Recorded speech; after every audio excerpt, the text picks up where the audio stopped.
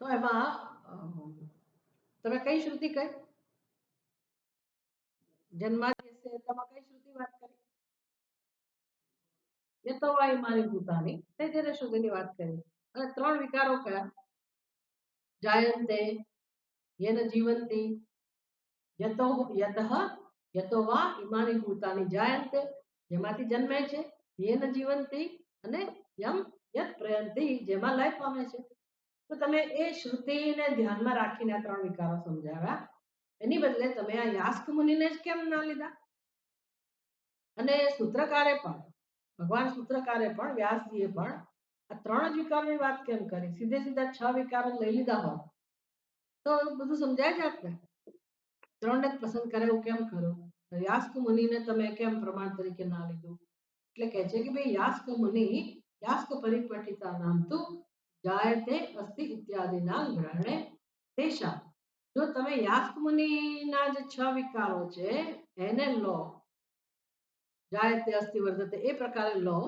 તો એ તો કેવી કેવી રીતે એને નિરીક્ષણ કરેલું છે એને કેવી રીતે આ નિરૂપણ કર્યું છે 6 વિકારોનું તો કે જગતને જોઈને જગતનું દર્શન કરીને જગતનું પરીક્ષણ કરીને નિરીક્ષણ કરીને એણે આ 6 વિકારોની વાત કરેલી છે કે જગતમાં આ પ્રકારના 6 વિકારો સ્વાભાવિક છે એણે કારણને ધ્યાનમાં રાખીને વાત કરી નથી કે ભાઈ આ જગત આવું સ્વરૂપ છે જગતનું કે જેમાં જન્મ પણ છે સ્થિતિ પણ છે પછી વચ્ચેના વિકારો લેવાના જન્મ છે પછી વૃદ્ધિ છે એટલે અસ્તિત્વ છે જન્મ છે પછી વૃદ્ધિ છે વિપરિણામ છે અપક્ષ છે આ બધું એને જગતનું નિરીક્ષણ કર્યું અને તારવું કે જગતનું લક્ષણ આવું છે પણ એમણે એવું નથી વિચાર્યું કે આવા સ્વભાવવાળું જગત શેમાંથી જન્મ્યું એ ચર્ચા કરી નથી આપણને શેમાં રસ છે આ પહેલું સૂત્ર શેની અપેક્ષા રાખે છે બ્રહ્મના સ્વરૂપની અને બ્રહ્મને જગતને શું સંબંધ છે બ્રહ્મ જગતનું કારણ છે યાસ્ક મુનિ બ્રહ્મને જગતના કારણ સાથે સાંકળતા નથી એ જગતને સ્વતંત્ર રીતે વર્ણવે છે કે જગતનું આવું લક્ષણ છે માટે એ વિકારો આપણને ઉપયોગી નથી એમાં તમે એના વિકારો લો તો એમાં કારણ જાણવા નહીં મળે કારણ કે એની ચર્ચા જ નથી યાસ્ક મુનિએ આવું ચિંતન નથી કર્યું કે આવું જગત શેમાંથી જન્મ્યું એણે સ્વતંત્ર રીતે જગતનું નિરૂપણ કર્યું નિરીક્ષણ કરીને જગતનું વર્ણન કર્યું કે જગતમાં આટલા 6 વિકારો છે એક વસ્તુ આ એટલે પેલી જે શ્રુતિ છે જન્માદિયસ્ય 3 વિકારો વાળી એમાં તો સ્પષ્ટ છે કે આવું જગત જેમાંથી જન્મેલું છે જન્માદિ અસ્ય યતઃ જેમાંથી આ 3 વિકારો વાળું જગત છે તદ બ્રહ્મ એટલે કારણનો સીધો નિર્દેશ કરે છે એટલે એટલા માટે આ યાસ્ક મુનિના 6 વિકારોને આપણે લીધા નથી આ સૂત્રમાં લેવામાં આવ્યા નથી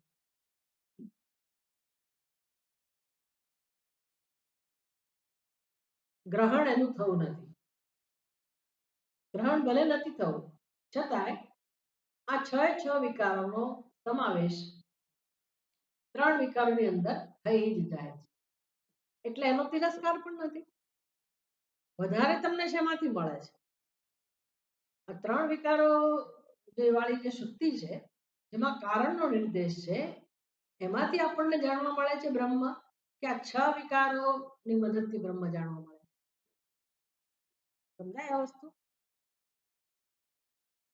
આ વસ્તુ સમજાવવી જોઈએ શેમાંથી તમને બ્રહ્મનું લક્ષણ જાણવા મળી શકે એમ છે આ 3 વિકારોના વર્ણનથી કે 6 વિકારો 3 વિકારો શું કામ કારણ કે 3 વિકારો વાળી શ્રુતિ સ્પષ્ટ કહે છે શ્રુતિમાં બંનેમાં ફેર છે બંનેમાં વિકારોનું વર્ણન છે પણ આ યાસ્ક મુનિ વાળી જે પણ એની શ્રુતિ હોય કે સ્મૃતિ હોય એમાં કારણનો નિર્દેશ નથી 6 વિકારોના કારણનો નિર્દેશ નથી જો જગત તો તમે 3 વિકારો વાળું કહો કે 6 વિકારો વાળું કહો જગતનું વર્ણન થઈ જાય છે 3 વિકારોની અંદર 6 વિકારો આવી જ જાય જેની સ્થિતિ હોય એનું જ અસ્તિત્વ હોય એની વૃદ્ધિ હોય એનો જ વિપરિણામ હોય એનો જ અપક્ષય હોય અને એનો જ વિનાશ તો પછી જન્મસ્થિતિ ભંગ કહો તો છ છ વિકાર આવી જ ગયા. એટલે 3 વિકારોની વાત કરો કે 6 વિકારોની વાત કરો, જગતનું વર્ણન બંનેમાં સમાન છે. આપણને શું જોઈએ છે એ સમજવા. કેમ તમે પહેલી શ્રુતિ પસંદ કરી તૈત્તરીય ઉપનિષદ વાળી? કારણ કે એ શ્રુતિ કારણનો નિર્દેશ કરે છે, જગતના કારણનો નિર્દેશ કરે છે. જ્યારે આ યાસ્ક મુનિ જગતના કારણની વાત કરતા નથી, એ માત્ર જગતનું વર્ણન, જગતના સ્વરૂપનું વર્ણન કરીને વિનમે છે. એની કંઈક વિવક્ષા જુદી હશે, એને આમાં નહીં, આમાં રસ નહીં હોય એ વખતે એની સમક્ષ આ વસ્તુ નહીં હોય, એટલે એણે જે વાત કરી છે જુદા દ્રષ્ટિબિંદુથી વાત કરી છે. અને આપણે આ 3 વિકારો લીધા છે, આ શ્રુતિ લીધી છે, આપણું દ્રષ્ટિબિંદુ બહુ સ્પષ્ટ છે કે આપણે બ્રહ્મને જાણવું છે. અને બ્રહ્મને જાણવાની વાત ત્યારે શક્ય બને જગત સાથે કંઈક સંબંધ હોય ત્યારે. એટલે યતઃ શું બતાવે છે? કારણનો નિર્દેશ કરે છે. કોના કારણનો? જગતના કારણનો. એટલે યતો વા ઇમાની ભૂતાની એ વાળી શ્રુતિની અંદર ભલે 3 વિકારો હોય પણ મહત્વની વસ્તુ છે આપણને જે જોઈએ છે એમાંથી મળી જાય, કારણનો નિર્દેશ થઈ જાય છે. કારણ જાણવાથી બ્રહ્મને આપણે જાણી શકીએ. એટલે બ્રહ્મ જગતનું કારણ છે એવી સમજ આપણે પ્રાપ્ત કરી શકીએ. પેલા 6 વિકારો દ્વારા બ્રહ્મ જગતનું કારણ છે એ વસ્તુ જાણવા મળી શકે નહીં. તો ક્લિયર થયું?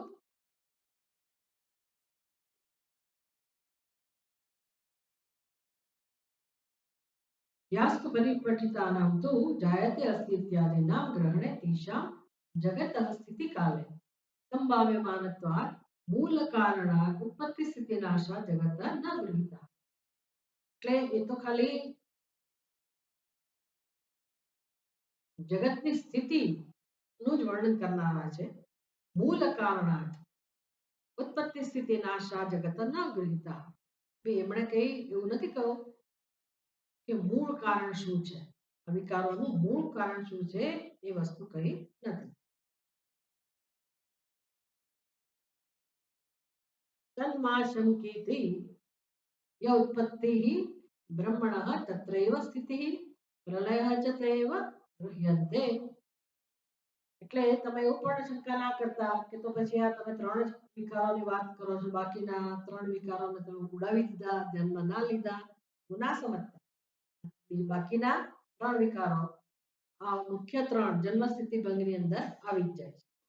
અમારે ફરી કહેવાની જરૂર છે કે કયા 6 વિકારો કયા 3 વિકારોની અંદર આવી જાય છે કહેવાની જરૂર નથી. જન્મ સ્થિતિ ભંગ કહું એમાં બધા જ વિકારો આવે. તમે 6 લાવો કે 12 લાવો, જેટલા લાવો, જન્મ સ્થિતિ ભંગ કહું એની અંદર બધા વિકારો આવી જાય.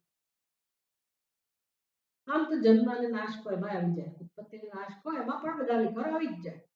પણ ચાલો 3 વિકાર જે ઉપરથી સારું છે, ઉત્પત્તિ સ્થિતિ અને નાશ 3 વિકારોની વાત છે તો એમાં બધા વિકારો આવી જ જાય છે. न यथोक्त विशेषणस्य जगतः यथोक्त विशेषणम् ईश्वरं मुक्त्वा अन्यतः प्रधानात् अचेतनात् अणुभ्यः अभावात् संसारिणः वा उत्पत्त्यादि संभावितुं शक्यम्. तो जो तुम्हारे भाष्य समझવું હોય તો હંમેશા જે ન જો આવતો હોય આગળ તો ક્યાં લઈ જવાનો? ક્રિયાપદ પાસે લઈ જવાનો. ન શક્ય, ન શક્ય, ભાઈ શક્ય નથી. શું શક્ય નથી? સંભાવિતુમ, આ સંભાવના શક્ય નથી. શેની સંભાવના? ઉત્પત્તિ આદિ. ઉત્પત્તિ આદિ એટલે સ્થિતિ અને ભંગ, ઉત્પત્તિ સ્થિતિ ભંગ વગેરે ની સંભાવના શક્ય નથી. શેમાંથી? શેમાંથી? તો હવે તમારે આખું વાક્ય ધ્યાનમાં રાખવાનું. હવે પહેલેથી જઈ શકો તમે. યથોક્ત વિશેષણસ્ય જગત, કોની વાત થઈ રહી છે એટલા માટે. યથોક્ત વિશેષણસ્ય જગત, એનો અર્થ સમજાવ. યથોક્ત વિશેષણ જગત થશે, એનો અર્થ સમજાવ તમને?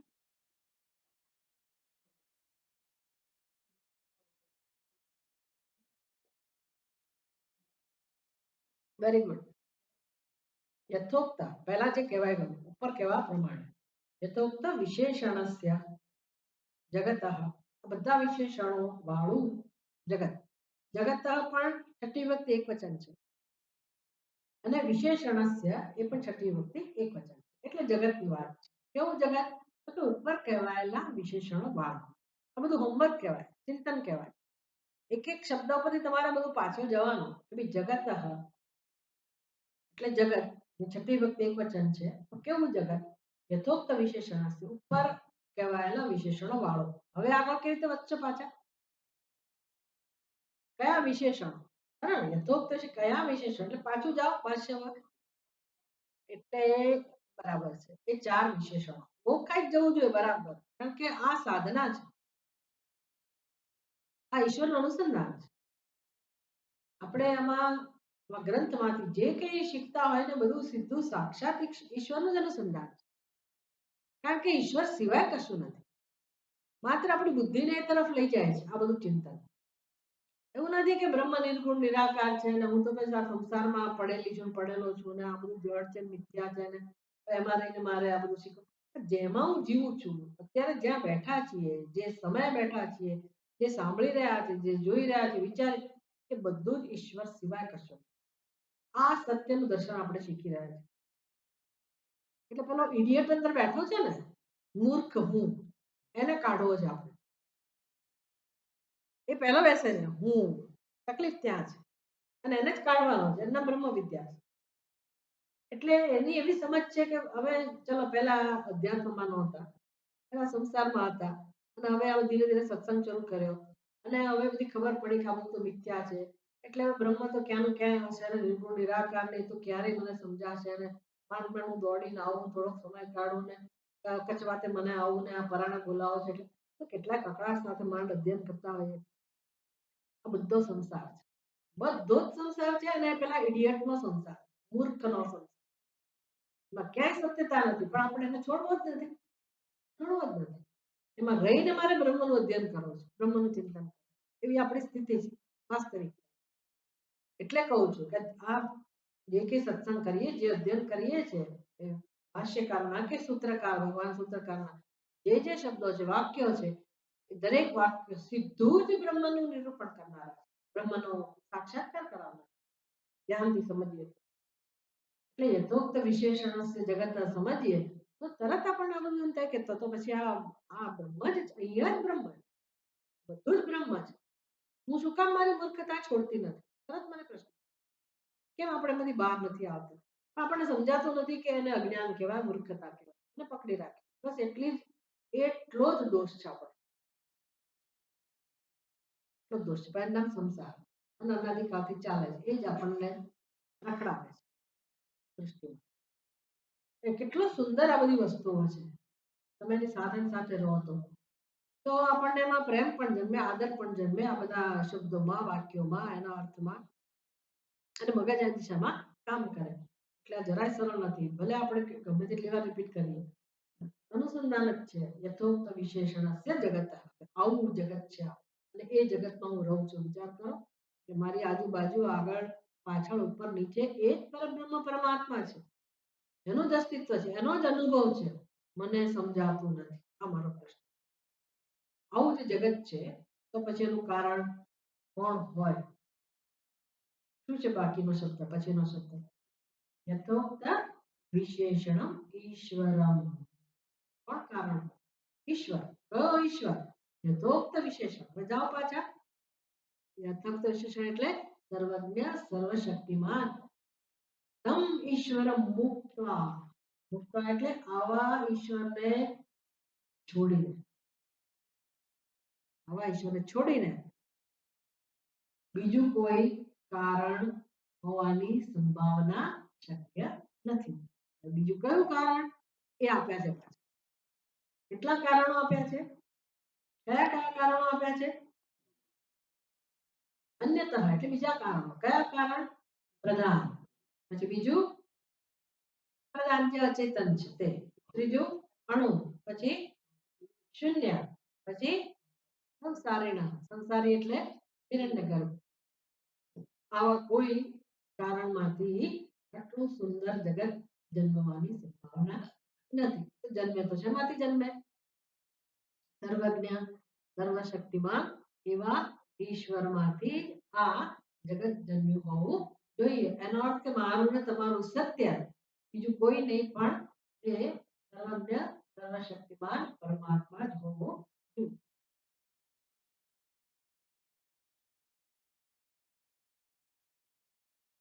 ત્રીજું એક કારણ હજી એક કારણ રહી ગયું, સ્વભાવ. એટલે કે જે નથી સ્વભાવતઃ. ભાવ એટલે કેટલાક લોકો એવું પણ માનનારા છે કે ઈશ્વરને ક્યાં વચ્ચે લાવો તમે, જગતમાં બધું આપોઆપ થઈ જ રહ્યું છે. એટલે આપોઆપ એટલે કોઈ સિસ્ટમ ગોઠવાયેલી છે અને બધું ચાલ્યા કરે છે. વાત તો સાચી છે, પણ સિસ્ટમ બનાવી કોણે? તારા પિતાજી કોણે જો તો ખરા કયા પ્રકારના નિયમો છે. અને આમ નામ થાય છે પણ આમ નામ નથી થતું ભાઈ. દરેકનું કારણ છે. દરેકનું કારણ દરેકનું નિમિત્ત છે. કેવા પ્રકારનું નિમિત્ત છે? વિશિષ્ટ દેશ, વિશિષ્ટ કાલ, આ બધું છે અને ઉત્પન્ન થાય છે અને સર્જન થાય છે. એટલે સર્જનમાં નિમિત્ત રહેલું છે, સર્જનમાં દેશ રહેલો છે, સર્જનમાં કાળ રહેલો છે. તો આ બધું ઉપાદાન કારણ કહેવાય. આપોઆપ થતું નથી, આ બધું નિમિત્ત કહેવાય. એની અપેક્ષા છે જ. એટલે સર્જનમાં દેશ કાળ આ બધું ના હોય સર્જન થાય નહીં. એટલે આપોઆપ સર્જન થતું જ નથી. આ બધાની અપેક્ષા હોય જ છે અને એ બધા કારણો છે. પણ પછી જેમ આપણું શ્વેતાશ્વતર ઉપનિષદ, એમાં બ્રહ્મજ્ઞાનીઓ બ્રહ્મવાદીઓ બધા ભેગા થઈને આ જગત વિશે ચિંતન કરે, પ્રશ્ન કરે કેમ કારણ, જગતનું શું કારણ છે? તો કેટલા બધા કારણો આવે જેમ અહીંયા વર્ણન કર્યું એના આટલા બધા કારણો તો ના હોય. એ બધાનું પણ કોઈ એક કારણ હોવું જોઈએ. એમ કરતા કરતા એ લોકો મૂળમાં જાય. હા, વાત તો સાચી છે. કોઈ એક કારણ એવું હોય કે જેમાંથી આ જગત જન્મેલું છે. એટલે કારણ વગર તો જગતનો જન્મ થઈ જ ના શકે, સ્વભાવતઃ શક્ય નથી.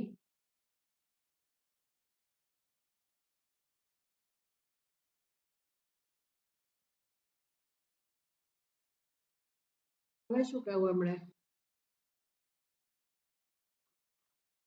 હવે પેલા નૈયાયિકોને એ બધાને જેના મતમાં શાસ્ત્રનું મહત્વ નથી, જેના ચિંતનમાં કે જેના સિદ્ધાંતમાં શાસ્ત્રનું મહત્વ નથી, શાસ્ત્રને એ લોકો પ્રમાણ સ્વીકારતા નથી. અને કોને પ્રમાણ સ્વીકારે છે? તર્ક, ઇન્ફરન્સ, અનુમાન વગેરે. અને બીજા બધા પણ સમજી લેવાના પ્રમાણો. પહેલું પ્રમાણ કયું? નહીં, પહેલું કયું પ્રમાણ હોય કે જેથી બીજા પ્રમાણો સંભવે? અનુમાન પણ ક્યારે કરી શકો, તર્ક પણ ક્યારે થાય? પ્રત્યક્ષ હોય ત્યારે.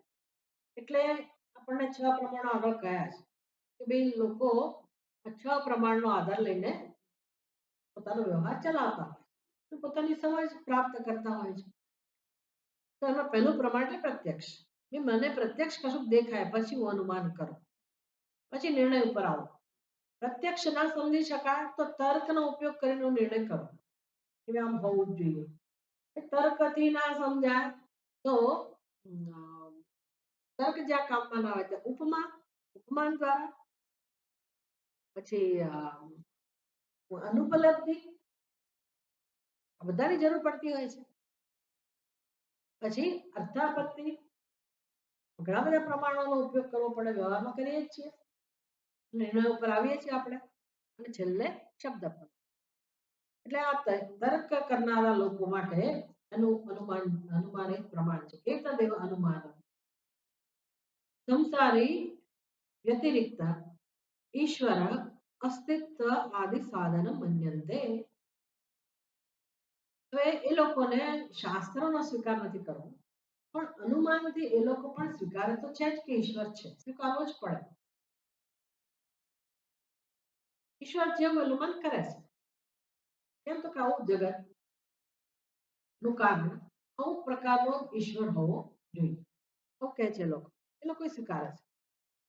તો એના સ્વીકારનું કારણ શું થયું? એના સ્વીકારનું પ્રમાણ કોણ થયું? અનુમાન. આપણે અહીંયા વાત કરી, ભાષ્યકારે સમજાવ્યું કે યથોક્ત વિશેષણસ્ય જગત યથોક્ત વિશેષણ ઈશ્વર મુક્ત. આવું કયું ભાષ્યકારે? તો એ પણ શું થયું? અનુમાન. તો કે તમારા ના મારા ફેર શું રહ્યો? તમે અમારા અનુમાનનો જ ઉપયોગ કરીને ઈશ્વરની સિદ્ધિ કરો છો. તો પછી સીધે સીધું એમ જ કોને કે ભાઈ આ તર્કથી ઈશ્વરને સમજી શકાય છે. શ્રુતિને શું કામ વચ્ચે લાવો છો? પ્રમાણને શું કામ તમે શબ્દને પ્રમાણ શું કામ ગણો છો? શ્રુતિને શું કામ પ્રમાણ ગણો છો? ઉપયોગ તો તમે અનુમાનનો જ કર્યો ને. એટલે ઈશ્વર અસ્તિત્વાદી સાધન મન્યંતે ઈશ્વર કારણીનઃ. તો ઈશ્વરને કારણ માનનારા ઘણા લોકો છે. વેદાંતી લોકો પણ છે, જેને શાસ્ત્રમાં શ્રદ્ધા છે. એ લોકો પણ ઈશ્વરને જગતનું કારણ કહે છે. જેને શાસ્ત્રમાં શ્રદ્ધા નથી, જે લોકો શાસ્ત્રને પ્રમાણ નથી કહેતા, એ લોકો પણ ઈશ્વરનો સ્વીકાર કરે છે. જગતના કારણ રૂપે ઈશ્વરનો સ્વીકાર કરે છે, પણ એના માટે પ્રમાણ કયું છે? પોતાની બુદ્ધિ, અનુમાન, તર્ક. તો કે છે તમારા અને અમારામાં ફેર શું છે? તમે પણ આ તર્કનો જ ઉપયોગ કર્યો. તો 110મા પાના પર નનુ ઇહ અભિ તદેવ ઉપન્યસ્તમ જન્માદિ સૂત્રે. દલીલ કરે છે કે તો પછી આ જન્માદિ સૂત્રે એટલે કયું સૂત્ર? આપણે શીખી રહ્યા છીએ તે. શું નામ છે સૂત્રનું? જન્માદ્યસ્ય યતઃ. જન્માદિ સૂત્રે તદ એવ ઉપન્યસ્તમ. ભાઈ તમે એમ જ સમજો ને કે આ સૂત્રમાં તર્કની જ વાત છે. એવું જ છે. શાસ્ત્રની વાત નથી, પણ આ અનુમાનની જ વાત છે.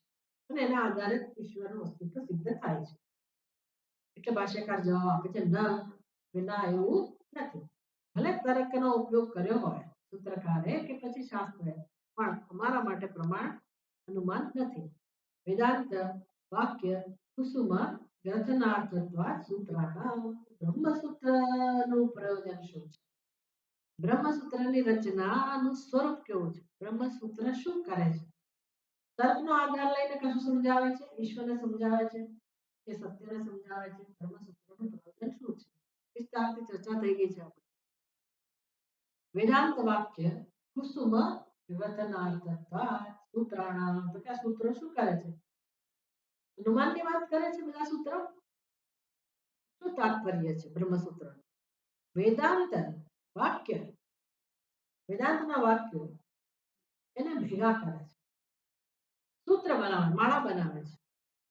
એનો અર્થ કે દરેક વેદાંતના વાક્યોને તમે ફૂલ સમજો. કુસુમ, પુષ્પ જેવા છે વાક્યો. યતો વાયુમાની ભૂતાની જાયન્તે વાક્યતો સત્યમ જ્ઞાનમ અનંતમ બ્રહ્મ વાક્યતો તત્વમસી મહાવાક્ય. મહાવાક્ય કો, અવાંતર વાક્ય કો, આ બધા જે મહત્વના વાક્યો છે શેના? કોના? વેદાંતના એટલે ઉપનિષદ. બધા જ ઉપનિષદોમાં જે જે વાક્યો બ્રહ્મને સીધા જ સ્પષ્ટલિંગ હોય કે પછી અસ્પષ્ટ બ્રહ્મને સમજાવવામાં ઉપયોગી થતા હોય, ખાસ કરીને જીવ અને બ્રહ્મના ઐક્યને સમજાવવા માટે જે વાક્યોનો ઉપયોગ થતો હોય, બધા મહત્વના વાક્યોને ચૂંટીને જાણે કે ફૂલ ના હોય એ બધા વાક્યોને બધા જ ઉપનિષદમાંથી લઈ અને એક સૂત્રમાં પરોવવું એ બ્રહ્મસૂત્રનું પ્રયોજન. એને કે અનુમાનથી ઈશ્વરનું અસ્તિત્વ સિદ્ધ કરવાનું પ્રયોજન નથી. વેદાંત વાક્યાનિ સૂત્રૈઃ ઉદાહૃત્ય વિચાર્યન્તે. સૂત્રૈઃ આ સૂત્રો દ્વારા કોનો વિચાર થાય છે? વિચાર્યન્તે વિચાર થાય છે. ઉદાહૃત્ય ઉદાહરણ દ્વારા, આ સૂત્રો દ્વારા, સૂત્રો વડે વિચાર કરવામાં આવે છે. સૂત્રૈઃ એટલે કયા સૂત્રો? હવે જો સૂત્ર શબ્દ છે, ત્રણ ફરક છે. પેલા વાક્યાની હતું. સૂત્રૈઃ શબ્દ હું પૂછું છું. સૂત્રૈઃ એક તો એ શબ્દ કઈ વિભક્તિમાં છે, કયા વચનમાં છે?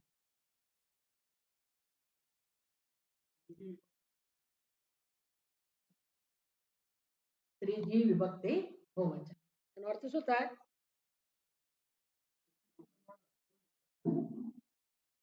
કરણ વિભક્તિ થઈ ને તૃતીયા, પણ ઇત્થમ ભૂતે તૃતીયા કહેવાય.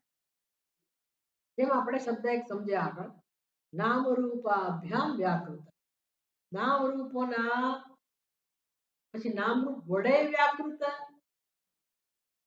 હવે તો વાક્ય રચના ખોટી નથી, પણ અર્થની દ્રષ્ટિએ તમારે કેવી સમજ લાવવી પડે. નામ રૂપ વડે વ્યાકૃત થયેલું, વ્યાકરણની રચના ખોટી નથી, સમજ કઈ આવે? નામ રૂપના રૂપમાં વ્યક્ત થયેલું, નામ રૂપ વડે વ્યક્ત થયેલું ટ્રાન્સલેશન બરાબર છે, પણ અર્થ કેવો થાય? નામ રૂપના રૂપમાં વ્યક્ત થયેલું જગત, બ્રહ્મા જગતનું લક્ષણ છે. જગત કેવું છે? તો કે નામ રૂપના રૂપમાં વ્યક્ત થયેલું. પછી ભલે તમે ત્રીજી વખતે બહુવચન વાપરો, ત્યાં દ્વિવચન વાપર્યું, ત્રીજી વખતે દ્વિવચન, કારણ કે નામ અને રૂપ પહેલી વાર છે. નામ રૂપાભ્યામ વ્યાકૃત, નામ રૂપના રૂપમાં વ્યક્ત થયેલું. નામ રૂપ વડે વ્યક્ત થયેલું એટલે શું?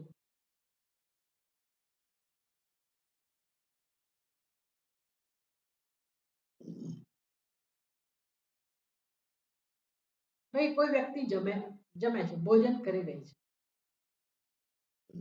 એ પણ ત્રીજી વિભક્તિ આવે કે શેના વડે તું ખાય છે. પૂછીએ આપણે કરણ, શેના વડે તું ખાય છે? તો હાથથી ખાય છે કે ચમચીથી ખાય છે? આ બંનેને શું કહેવાય? કરણ. તૃતીય વિભક્તિ શું બતાવે? કરણ.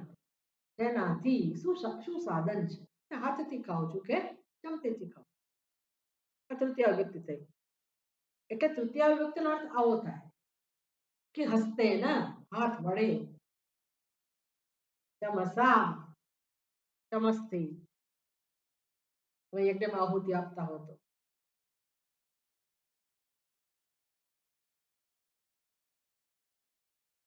બ્રહ્માર્પણમ બ્રહ્મવિ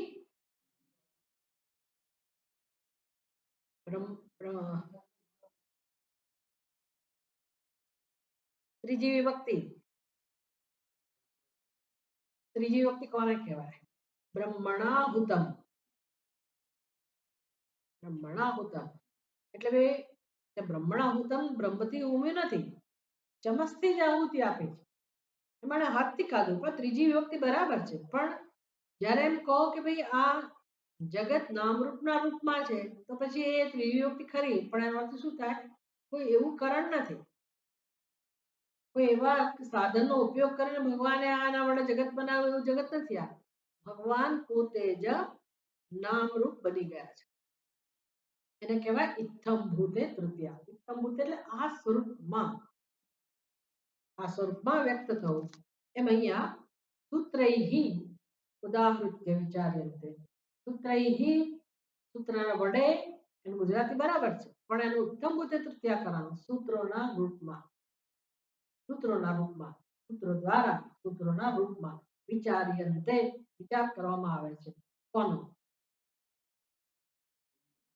વાક્ય આ જોવાનું લખ્યું છે વેદાંત વાક્યાની વિચાર્યન્તે. આ બધું સંસ્કૃત છે ને, સંસ્કૃત તમે ના શીખ્યા ને બહુ મોટી ભૂલ કરી. જે નથી શીખ્યાની વાત, નથી જ શીખ્યા, બહુ પ્રયત્ન કરો, નથી શીખ્યા, હવે સમય જતો રહ્યો. વિચાર્યન્તે પેસિવ વોઇસ કે ભાઈ એનો વિચાર કરવામાં આવે છે. સૂત્રૈહિ, સૂત્રોના રૂપમાં વિચાર કરવામાં આવે છે. કોનો? પ્રશ્ન થયો છે ને, કોનો? કોના વિશે વિચાર થાય છે? વેદાંત વાક્યનો, વેદાંતના વાક્યોનો.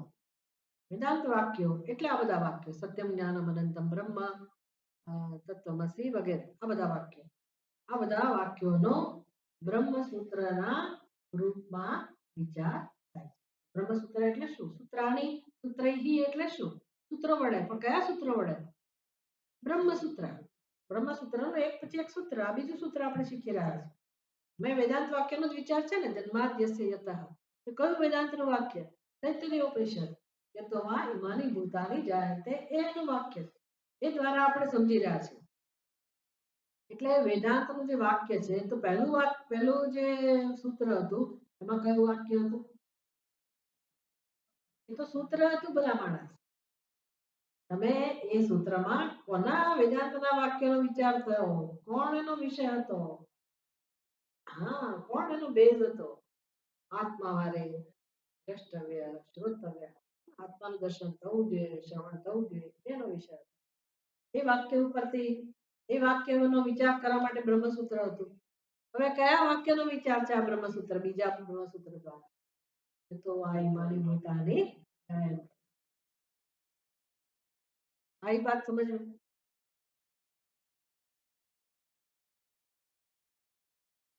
આવું અધ્યયન નહીં કરો ત્યાં સુધી આ લોકો મિનિંગ નથી. બાકી તમને આમ સંતોષ રહેશે કે હા અમે બ્રહ્મસૂત્ર પડી ગયા અને આમ તો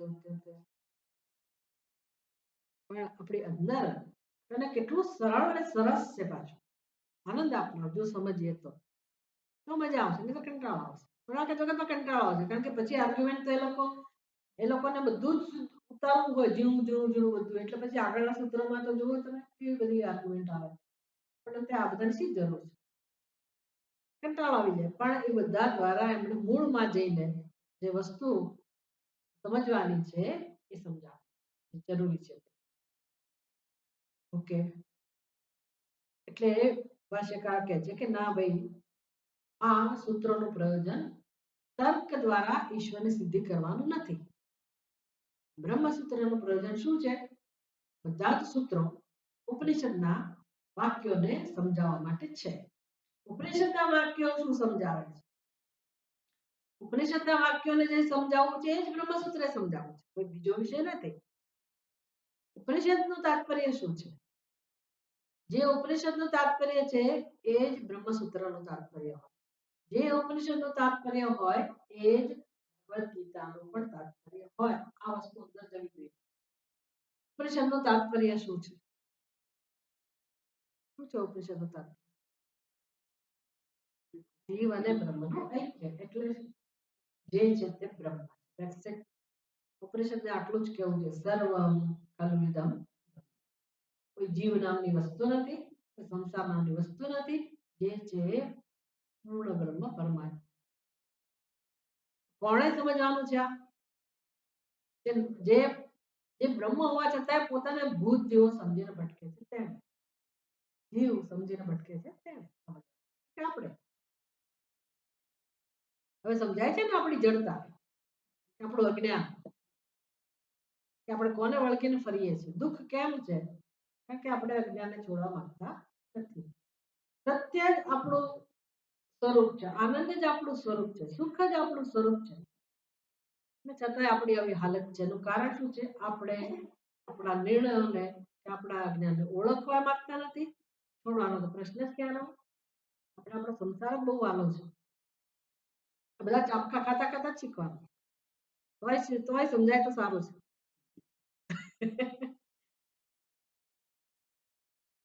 એવું કામ પાછું અમારે કરવાનું, તકલીફ એ છે. વાક્યાર્થ વિચારણ અધ્યાવાસા નિવૃત્તાહિ બ્રહ્મ અવગતિ ન અનુમાનાદિ પ્રમાણાત. વાક્યાર્થ વિચારણ અધ્યવસાન નિવૃત્તાહિ બ્રહ્મ જ્ઞાન અવગતિ. બ્રહ્મ જ્ઞાન કોને કહેવાય? બ્રહ્મ જ્ઞાન, બ્રહ્મ અવગતિ. બ્રહ્મ અવગતિ એટલે બ્રહ્મ જ્ઞાન. બ્રહ્મ જ્ઞાન કોને કહેવાય ને કેવી રીતે થાય? વાક્યાર્થ વિચારણા અધ્યવસાન નિવૃત્તા. નિવૃત્તા પ્રાપ્ત થયેલી સ્ત્રીલિંગ છે. અવગતિ કોનો વિશેષણ છે? આખો સમાસ થયો. વાક્યાર્થ વિચારણા અધ્યવસાન નિવૃત્તા, એ આખું વિશેષણ થયું, સમાસ થયો. કોનું વિશેષણ છે? અવગતિ, બ્રહ્મ અવગતિ, બ્રહ્મ જ્ઞાન. બ્રહ્મ જ્ઞાન કોને કહેવાય? નિવૃત્તા એટલે કે જે આ રીતે પ્રાપ્ત થાય છે. બ્રહ્મ જ્ઞાન આ રીતે પ્રાપ્ત થાય છે. કઈ રીતે? અધ્યવસાન નિવૃત્તા, જ્યાં નિર્ણય બને છે એનું નામ જ્ઞાન. આવો નિર્ણય જે છે એનું નામ બ્રહ્મ જ્ઞાન. કેવી રીતે નિર્ણય થાય છે? વાક્યાર્થ વિચારણા અધ્યવસાન. આમ નામ નિર્ણય થતો નથી. એનાથી નિર્ણય થાય છે?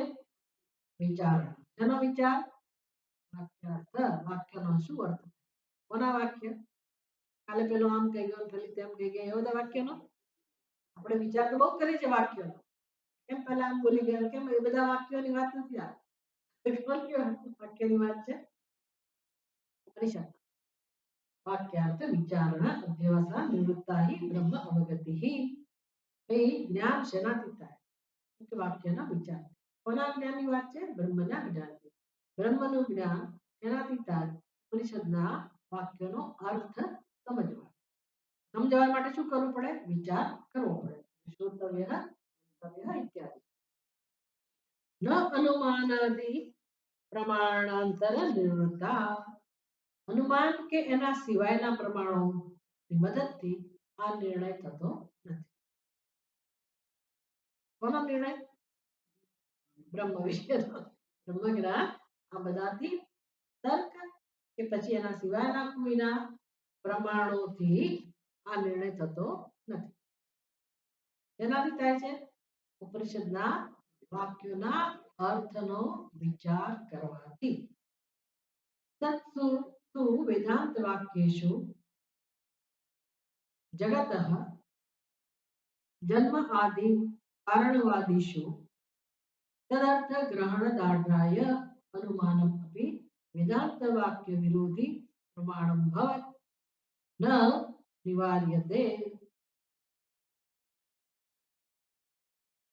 જ્યારે વેદાંત વાક્યો છે તત્સુ તુ વેદાંત વાક્યેષુ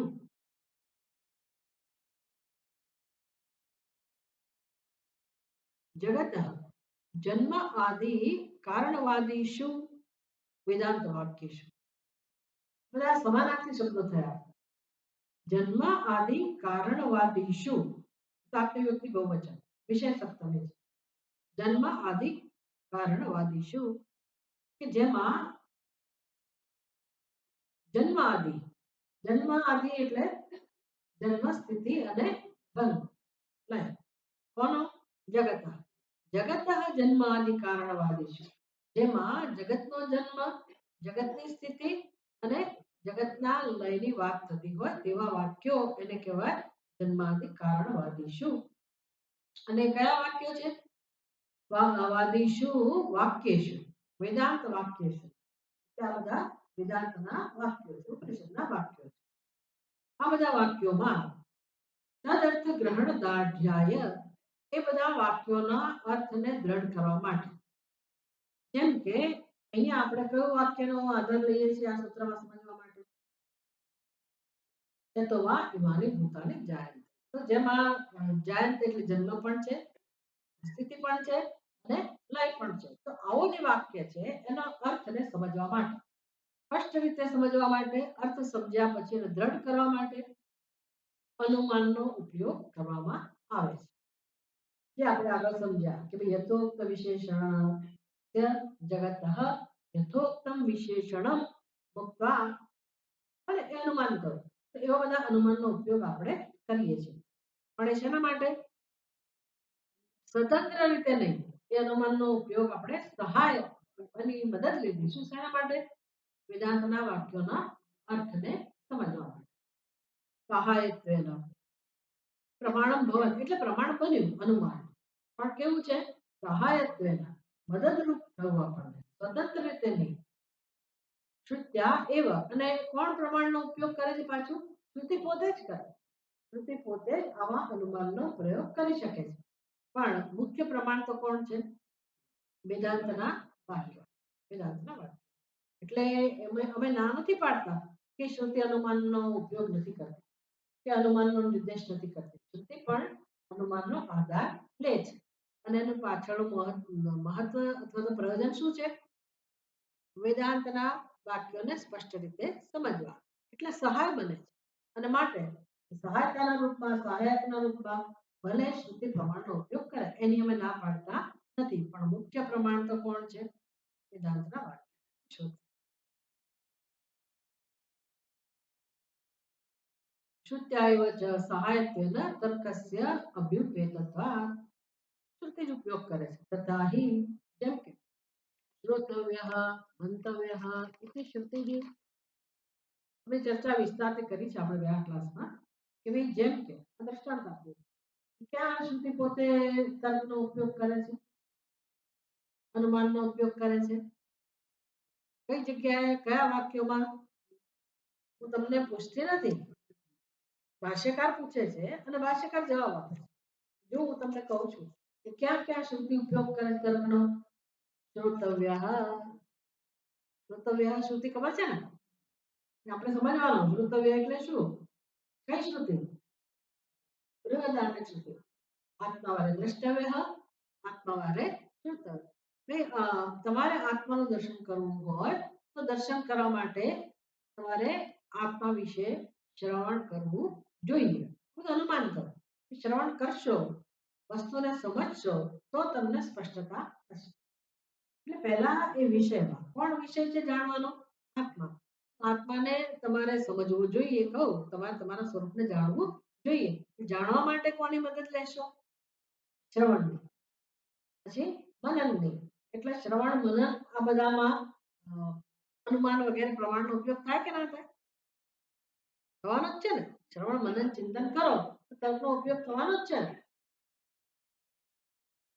જે મુંડક શ્રુતિ એકેન વિજ્ઞાનેન સર્વં વિજ્ઞાતમ ભવતિ ઇતિ. એનું વાક્ય હોય કે એકના જ્ઞાનથી બધાનું જ્ઞાન થઈ જાય છે. તમે દયાનંદજી મહારાજ સરસ દ્રષ્ટાંત આપે કે તમારે બીજા અઘરા અઘરા દ્રષ્ટાંતો ના લેવા હોય તો ઘરમાં ગૃહિણી, એમાં એવું છે ને કે ભાઈઓ પણ ઘણી વાર રસોઈ બનાવતા અથવા તમે બહેનોને જોયા હોય તો ભાત પકાવવા મૂક્યા છે. એ જમાનામાં કુકર ફુકરની વાત નહીં હોય, તપેલીમાં ભાત ચડવા મૂક્યા હોય અને પછી તમે કેવી રીતે ચકાસો ભાત ચડી ગયા છે કે નહીં? કેટલા દાણા દવા? એક એક દાણો લઈને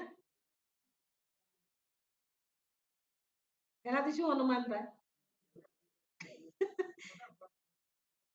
ચોખ્ખા થઈ ગયા, ભાત થઈ ગયા એમ કહો છો કે નહીં? ના, એક દાણો પાકી ગયો, હજી બીજા દાણા મારે જોવાનું બાકી, પછી નક્કી કરીને કહેશે એવું હોય? અનુમાન થઈ જાય એમ. એક દાણો ચડી ગયો એટલે અનુમાન શું થઈ ગયું? ભાત પાકી ગયા. અને અનુમાન કહેવાય, બીજું શું? અને તમે શબ્દોની ભાષામાં બીજી રીતે એની વ્યાખ્યા કરો, આ કરો તે કરો, ઠીક છે. પણ આ બધા પ્રમાણોથી જ આપણું જીવન બનેલું છે. પ્રમાણોનો ઉપયોગ થાય જ છે, પણ ઈશ્વરની પ્રાપ્તિમાં, ઈશ્વરની સમજ માટે, આત્માની સમજ માટે આ પ્રમાણોનો જ ઉપયોગ કરવાનો છે. પણ કોની મદદથી? આ પ્રમાણો મદદમાં લેવાના છે, પણ મૂળ પ્રમાણ કોણ? મૂળ માર્ગદર્શન આપનાર કોણ? વેદાંતના. કેમ તો કે મારી બુદ્ધિમાં મારી કલ્પના, સત્ય વિશે નિર્ણય નથી અને વસ્તુને અનુરૂપ નિર્ણય ક્યાં રહેલો છે? વેદાંતના વાક્યો. મારી બુદ્ધિનો મારો ઉપયોગ કરવાનો, તર્કનો ઉપયોગ કરવાનો. એટલે કે છે આ બધા વાક્યો તર્કનો જ નિર્દેશ કરે છે. પંડિતો વેદાવે ગાંધાર ગાંધારાન એવ ઉપસંપદ્ય એતદેવમ ઇવ ઇહ આચાર્યવાન પુરુષો વેદ ઇતિ ચ. પુરુષ બુદ્ધિ સહાયમ આત્મન દર્શયતિ. તે છાંદોગ્ય શ્રુતિ પણ આવું જ કહે છે કે તમારે આત્માનું દર્શન કરવું હોય તો આચાર્ય જોઈશે, ગુરુ જોઈશે. એટલે એ શ્રુતિનું વાક્ય શું છે? આચાર્યવાન પુરુષો વેદ. કોણ બ્રહ્મને જાણી શકશે? આચાર્યવાન. આચાર્યવાન જેના જીવનમાં ગુરુ છે. એ મોટો પ્રશ્ન છે, આપણા જીવનમાં ગુરુ છે કે નહીં? મોટો પ્રશ્ન છે. ખરેખર આપણા ગુરુ તરીકે કોઈને સ્વીકાર્યા છે કે કેમ? આપણને જિજ્ઞાસા જન્મી છે કે કેમ? એ બધું ગૌણ છે ત્યાંના જમાનામાં જે હોય. પણ નિયમ આટલો છે, આચાર્યવાન પુરુષો વેદ. જેણે જીવનમાં આચાર્યનું શરણ લીધું છે એ વ્યક્તિ આત્મ સ્વરૂપને જાણી શકે. જેમ કે ગંધારા પંડિત મેધાવી. હવે કોઈ માણસ ગાંધારમાંથી આવેલો છે, જંગલમાં એને છોડી મૂકવામાં આવ્યો હતો, લઈ ગયા ત્યારે પાટા બાંધી લઈ ગયા, આખે જંગલમાં છોડી દીધો. હવે બિચારા ઘરે પાછા જવું છે અને મૂમા મૂમ કરે છે, મને કોઈ રસ્તો બતાવો, મને કોઈ રસ્તો બતાવો. ત્યાં તો પંડિત, પણ અજ્ઞાન એટલે અજ્ઞાન. એ કઈ રીતે કયા રસ્તે લઈ આવે ખબર નથી. એટલે હવે જવું છે ગાંધાર, પણ કઈ દિશામાં જવું એને ખબર નથી. એટલે મૂમો તો પાડવી જ પડે કે ભાઈ મને કોઈ મદદ કરો એમ. મદદ એની સાંભળે મૂમો તો કોઈ આવે, એટલે ચલો એટલી આ બુદ્ધિ ચલાવી, મદદ માગી. પછી મદદ મળીએ ખરી, જેમ આપણને મળે રસ્તા ઉપર કે તમે પહેલા સીધા જાઓ, પછી ડાબે હાથે જાઓ, પછી જમણા હાથે વળી જજો. હવે તમે પાછા વળીને માંડ એક ડાબે હાથે વળ્યા એટલું જ યાદ રહ્યું. પછી પેલા શું કીધું તું? એમ કરીને તમે પાછા ભાગાની જેમ પછી બીજાને રાહ જુઓ કે કોઈ આવે એટલે વળી પૂછીએ. મોટે ભાગે આવું જ હોય. એટલે આપણે પછી કટકે કટકે પૂછતા પૂછતા જઈએ પણ પહોંચ્યું. પણ જે માણસને યાદ રહી ગયું ડાયરેક્શન આપેલી એવો આ મેધાવી છે, પંડિત છે. એને સમજાવવામાં આવ્યું કે ભાઈ તું આ દિશામાં જજે, પછી આ દિશામાં જજે, જમણે કે ડાબે જે કે હોય. અને પછી એને જરૂર પડી તો વધારે મદદ લીધી. એમ એ પૂછતા પૂછતા એને કહ્યું પણ હોય કે આ જગ્યા સુધી પહોંચ, પછી ત્યાંથી તો કોઈને પૂછી લે. તો પૂછે બરાબર છે, પણ એ યાદ જ ના રાખ્યું હોય તો મુશ્કેલ છે. એટલે એટલું એનામાં સામર્થ્ય હોવું જોઈએ. એને કે પંડિત મેધાવી જે ઉપદેશ આપ્યો એ ગ્રહણ કરે, સમજે અને દિશામાં આગળ વધે. તો આ બધું સમજવું તર્કની જરૂર પડે કે ના પડે? ડાબું જમણું કોને કહેવાય, જ્ઞાન જોઈએ કે ના જોઈએ? ને હોય તો એનો ઉપયોગી કરવો પડે ને. એટલે એ રીતે અનુસરીને જાય તો પછી એ પોતાના ગાંધાર દેશમાં જઈ શકે. એટલે શ્રુતિ પોતે જ આવું કહે છે કે ભાઈ આવું હનુમાનની જરૂર છે. એટલે જે બુદ્ધિ સહાયમ આત્મનઃ દર્શયતે, એટલે બુદ્ધિનો ઉપયોગ તો આત્માના દર્શન માટે કરવો જ પડે. બુદ્ધિનો ઉપયોગ એટલે પ્રમાણનો ઉપયોગ. બાકી બુદ્ધિનો ઉપયોગ ક્યાં આવે? બુદ્ધિનો ઉપયોગ થાય તો કઈ રીતે થાય? બુદ્ધિનો ઉપયોગ શું કરીએ છીએ આપણે? હા? નહીં, બુદ્ધિનો ના ના બુદ્ધિનો ઉપયોગ આપણે કરીએ છીએ, વ્યવહારમાં કરીએ જ છે ને બુદ્ધિનો ઉપયોગ. બુદ્ધિના ઉપયોગ વગર આપણું જીવન જીવતા નથી. એટલે આપણી બુદ્ધિનો ઉપયોગ નિર્ણય કરવામાં કરીએ છીએ ને, વ્યવહાર કરીએ છીએ, નાના મોટા નિર્ણયો લઈએ છીએ. એ નિર્ણય લેવા માટે મદદ કોની લઈએ છીએ? બુદ્ધિની વિચારવાની રીત કઈ છે? તો કે બધા પ્રમાણો.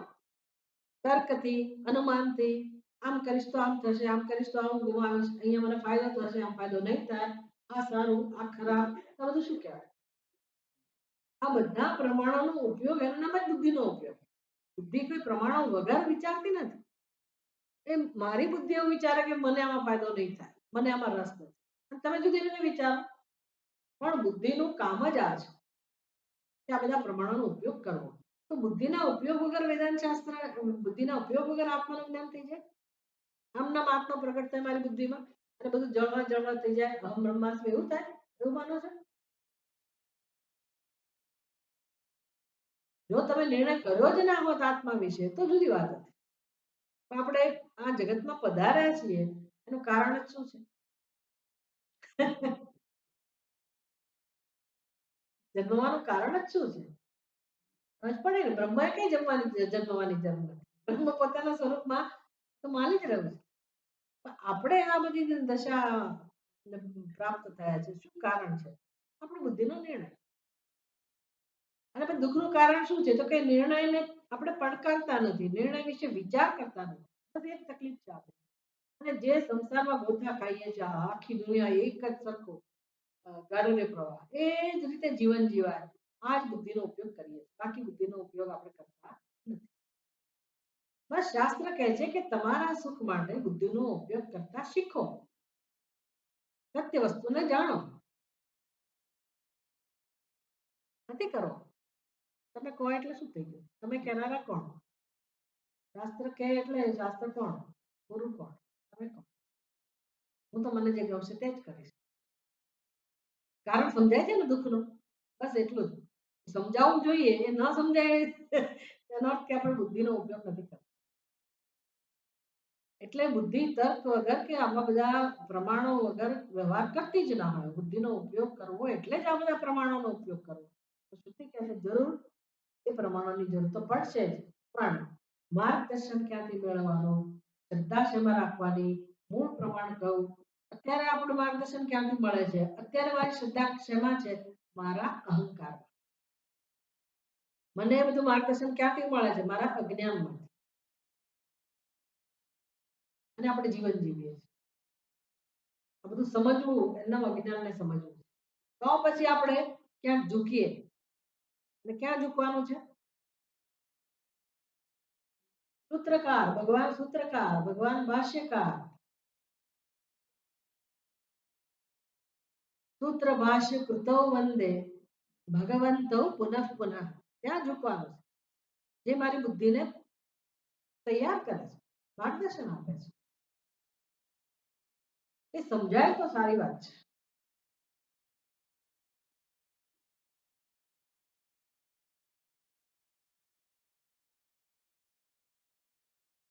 એટલા બધા હેતુઓ આપીને કહે છે કે ભાઈ આ ધર્મ જિજ્ઞાસા જેવું નથી. ન ધર્મ જિજ્ઞાસાયામ એવ શ્રુત્યાદય એવ પ્રમાણમ બ્રહ્મ જિજ્ઞાસાયામ કિંતુ શ્રુત્યાદય અનુભવાદય ચ યથા સંભવમ ઇહ પ્રમાણ. ધર્મ જિજ્ઞાસામાં તો કેવું હતું, સ્ટેરિયોટાઇપ, બે આમ આ જ રીતે કરવાનું છે, વાત પૂરી થઈ ગઈ.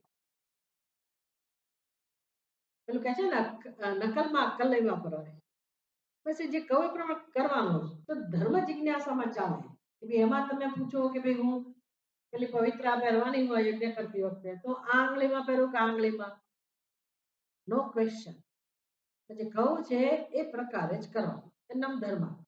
ધર્મ આખો પહેલો કાંડ કર્મકાંડ એ આ પ્રકારનો છે. એમાં તમારા ડાપણની તમારી બુદ્ધિની કોઈની આવશ્યકતા.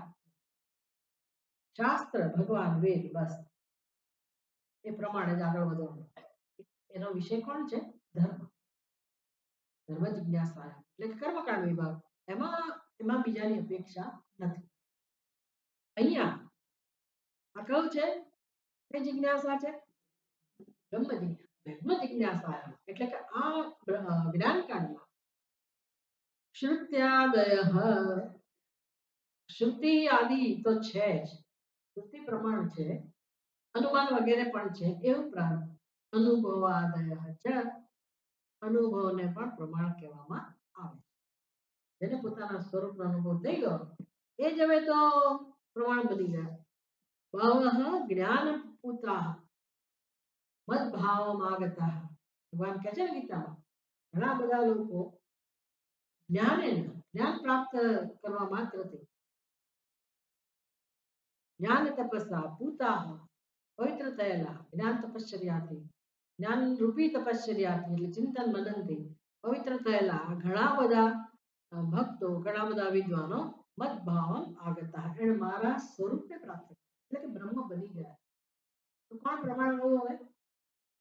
બ્રહ્મજ્ઞાનીનો અનુભવ. ચિત્ત પ્રજ્ઞાના લક્ષણ એટલે શું? એનો અનુભવ. ભક્તના લક્ષણ એટલે શું?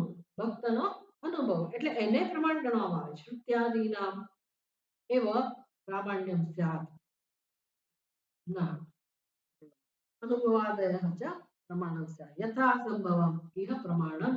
બ્રહ્મ જિજ્ઞાસામાં આ બધાનો સ્વીકાર કરવામાં આવે છે. આવા પ્રમાણોનો સ્વીકાર કરવામાં આવે છે. અનુભવ અવસાનત્વાत् ભૂત વસ્તુ વિષયત્વાચ્ચ બ્રહ્મ જ્ઞાનસ્ય પ્રમાણ. આ બધું પ્રમાણ કેમ બને છે? કે આ વિષય કયો છે? કેમ તો અનુભવને પ્રમાણ કહ્યું? ધર્મ જિજ્ઞાસામાં કેમ અનુભવને પ્રમાણ કહેવામાં નથી આવતું?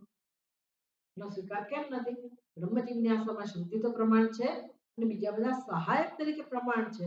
કેમ એવું છે? કારણ કે બ્રહ્મ વિષય કેવો છે? ભૂત વસ્તુ વિષય. ભૂત વસ્તુ વિષય એટલે શું? સિદ્ધ વસ્તુ. સિદ્ધ વસ્તુ એટલે શું? આપણી પ્રોપર્ટી. આપણે એને અનુભવી શકીએ છીએ. શરૂઆતનો શ્રુતિનો આશ્રય લઉં.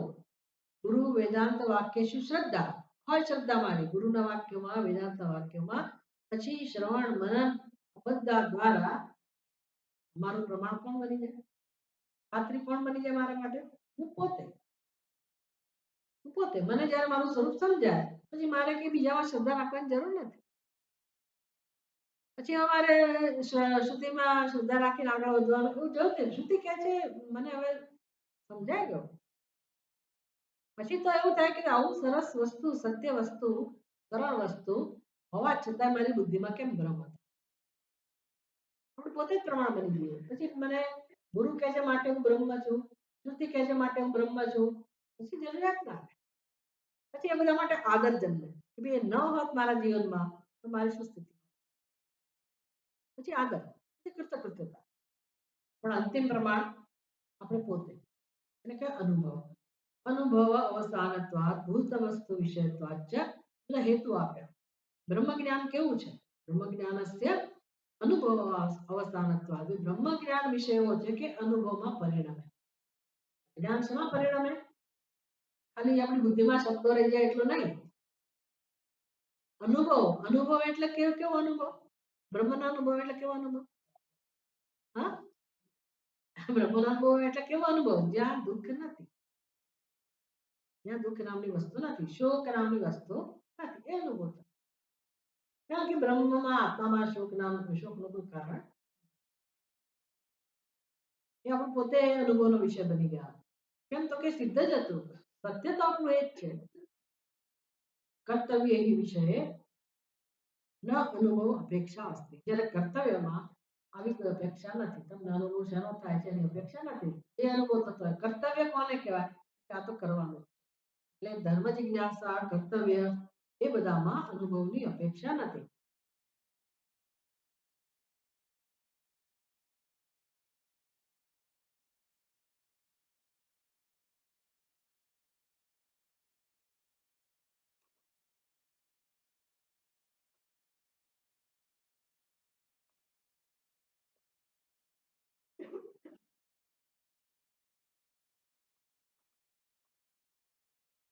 કેમ કર્તવ્યમાં અપેક્ષા નથી? પુરુષ અધીના આત્મલાભત્વાચ કર્તવ્યસ્ય.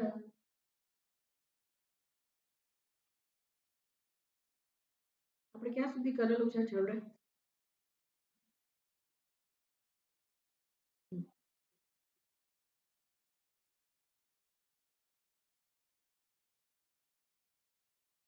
कर्तव्य ही विषय न अनुभव अपेक्षा अस्ति इति श्रुत्यादीनाम् एव प्रामाण्यं स्यात्. पुरुषादिनतात्मलाभत्वाच्च कर्तव्यस्य. હવે થોડી બ્રેક જોઈએ છે 10 મિનિટની.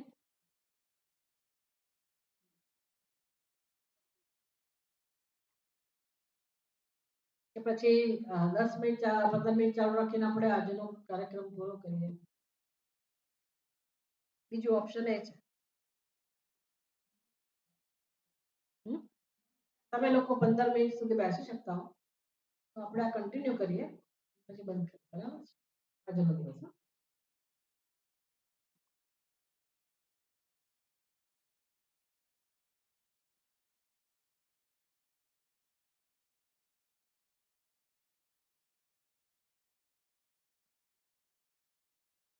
कर्तव्य ही विषये न अनुभव अपेक्षा अस्ति इति श्रुत्यादीनाम् एव प्रामाण्यं स्यात्. पुरुष अधीन आत्म लाभत्वाच्च कर्तव्यस्य. કર્તવ્ય એટલે એ કર્તવ્યતા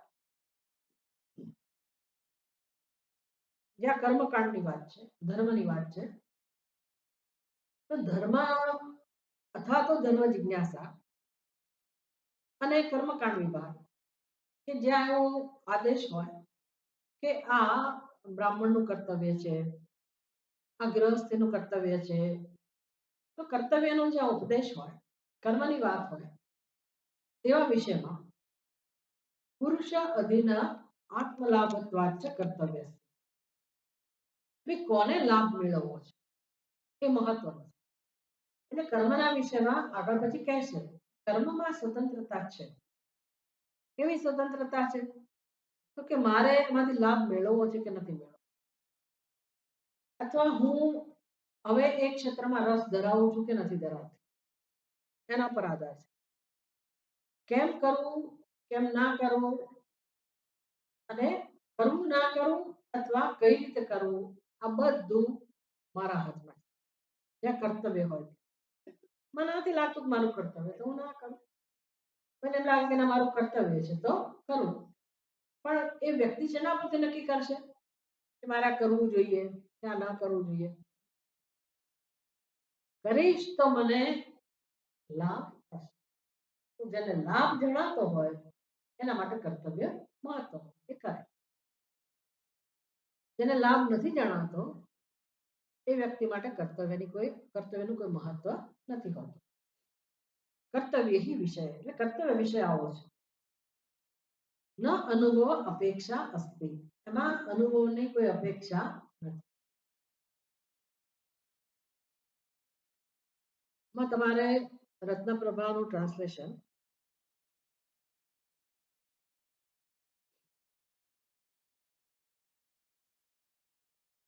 ભાષ્યનું ટ્રાન્સલેશન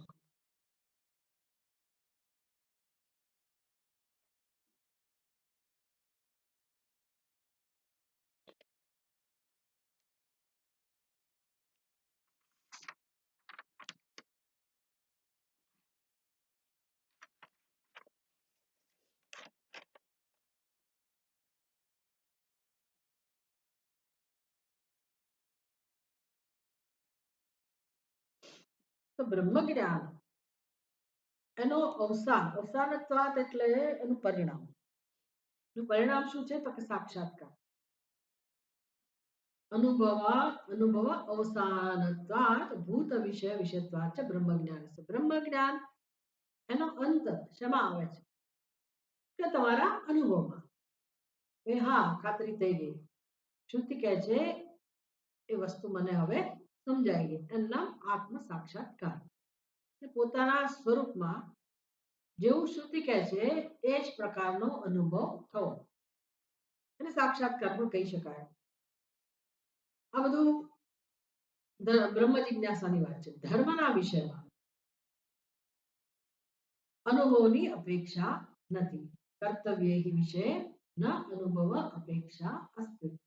એટલે કર્તવ્યમાં ધર્મ જિજ્ઞાસામાં કર્મકાંડમાં આવી કોઈ અપેક્ષા રહેતી નથી. એટલે કારણ કે તમે પ્રમાણ બની શકો એમ જ નથી. તમારા વિશેની વાત પણ નથી, તમારા સ્વરૂપને સમજવાની વાત પણ નથી. આત્મ સ્વરૂપ જે સિદ્ધ જ છે એ દરેકને અનુભવી શકાય એવી વસ્તુ છે. સિદ્ધ વસ્તુ એટલે શું? બધા જ અનુભવી શકે. ભલે આજે મને ના સમજાતું હોય, એટલે મને આજે મારા સ્વરૂપનો અનુભવ ના થતો હોય, પણ હું જ્યારે સમજુ આ જન્મમાં નહીં તો પછીના જન્મમાં, વર્તમાનમાં નહીં તો ભવિષ્યમાં, કોઈ પણ મનુષ્ય, કોઈ પણ જીવ, સૃષ્ટિનો કોઈ પણ જીવ અત્યારે મનુષ્ય નથી. જ્યારે એ મનુષ્ય બને અને એને આવી તક મળે અને એ આવું જ્ઞાન પ્રાપ્ત કરે, આવું શ્રવણ કરે, તેનો અનુભવ શેનો થશે? એને કઈ સિદ્ધ વસ્તુ. અને દરેક એનો અધિકાર છે. દરેક જીવ જ્યારે તક મળે, જો એ જાણી લે, એ જાણવાની જે પ્રોસેસ છે, પ્રક્રિયા છે, જેને આપણે શ્રવણ મનન નિધ્યાસન કહીએ, ચિંતન મનન કહો, જેને જે રીતનું અનુકૂળ હોય એટલું. પણ જ્યારે એ જીવ જાણે પોતાના સ્વરૂપને, તો એના અનુભવ શેનો થવાનો? શેનો અનુભવ થવાનો? સત્યમ જ્ઞાન અનંત.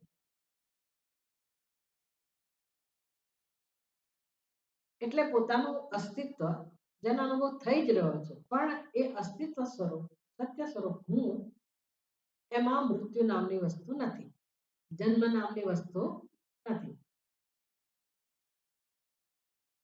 તો ગીતા કહે છે ન જાયતે મ્રિયતે વા કદાચિત નાયમ ભૂત્વા ભવિતા વાન ભૂયઃ અદ્યો નિત્ય શાશ્વતોયમ પુરાણઃ હન્યતે હન્યમાને. છે સાંભળેલું હોય, અનુભવી આપણે જ્યારે કે હા આ અસ્તિત્વ સ્વરૂપ હું,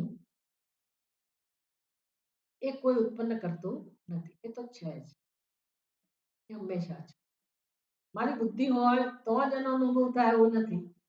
હું સમજી શકું કે છે અને મારી બુદ્ધિ પ્રકાશિત થઈ રહી છે. અને બુદ્ધિથી જાણવાનું નથી, બુદ્ધિથી જાણી શકાય એવું પણ નથી, પણ એને બુદ્ધિથી એવી રીતે જાણી શકાય કે જે મારી બુદ્ધિને જાણવા માટે પ્રેરે છે, જેને કારણે મારી બુદ્ધિ જાણી શકે છે, જેને કારણે મારી જ્ઞાનેન્દ્રિયો કામ કરી શકે, જેને કારણે મારા પ્રાણ શ્વાસોશ્વાસ ચાલે છે. તદ બ્રહ્મ અહમ. એટલે પછી આત્મ નિશ્ચય એ જ બ્રહ્મમાં હોય. અત્યારે આપણો આત્મનિશ્ચય શેમાં છે? અનાત્મામાં. એટલે એવો નિશ્ચય છે કે ભાઈ હું ત્યાં સુધી છું જ્યાં સુધી મારા શ્વાસોશ્વાસ ચાલે છે ત્યાં સુધી. એટલે મારા અસ્તિત્વને હું શ્વાસોશ્વાસ સાથે સાંકળું છું અને જગતમાં મારું એક અસ્તિત્વ તો જ હોય અને એ જ મારું જીવન છે. આ પ્રકારનું આપણું માનવું, માન્યતા. જ્યારે સ્વરૂપ એની સાથે કોઈ સંબંધ નથી. આ શરીર હોય કે ના હોય, સ્વરૂપ તો છે જ. શ્વાસોશ્વાસ ચાલે કે ના ચાલે, મારું આત્મ સ્વરૂપ છે જ. એટલે એ બધું કોની સાથે જોડાયેલું છે? શ્વાસોશ્વાસ ચાલવા, શબ્દ સ્પર્શ રૂપ રસ ગંધ બધાનો વિષય થવો, એ બધું શેના સાથે જોડાયેલું છે? સૂક્ષ્મ શરીર અને સ્થૂળ શરીર. સૂક્ષ્મ શરીર અને સ્થૂળ શરીર બધી વ્યવસ્થા છે. ઠીક છે, અત્યારે હું એ વ્યવસ્થાના ભાગરૂપે છું. તેનો અર્થ એવો નહીં કે આ શરીર છે એટલે હું છું અને આ શરીર નથી તો હું નથી, એવો અર્થ નથી. આ અનુભૂતિ સ્વરૂપ છે આત્મા. કલ્પના નથી કરવાની. આપણને અનુભૂત થાય કે આ અનુભૂતિ સ્વરૂપ એ જ સત્ય હોય, એ જ બ્રહ્મ, સદબ્રહ્મ અહમ અસ્મિ, અને આ એક જ છે, આ જ સત્ય છે. બાકી બધું આપણે જોઈ શકીએ છીએ, તમામે તમામ વસ્તુઓ, સૂક્ષ્મ શરીર, સ્થૂળ શરીર, કારણ શરીર તો જોઈએ જ છીએ કે નાશવંત છે. સ્થૂળ શરીર નાશવંત જ છે ને, એનો અનુભવ તો થાય જ છે. એના અનુભવને કારણે તો આપણે દુઃખી છીએ, ઘરે ગરડા થઈ ગયા, અને વાળ સફેદ થઈ ગયા, હવે સંભળાતું નથી, એને કારણે તો આ સંસાર છે બધો. તો જ્યારે તમે એને બાય બાય કરી શકો કે ભાઈ એને મારે કોઈ સંબંધ નથી, એ છે તો મારું સ્વરૂપ હું અભિવ્યક્ત કરી શકું, એની ના નથી. બ્રહ્માને દર્શન કરવા માટે નામરૂપ ઉપયોગી છે.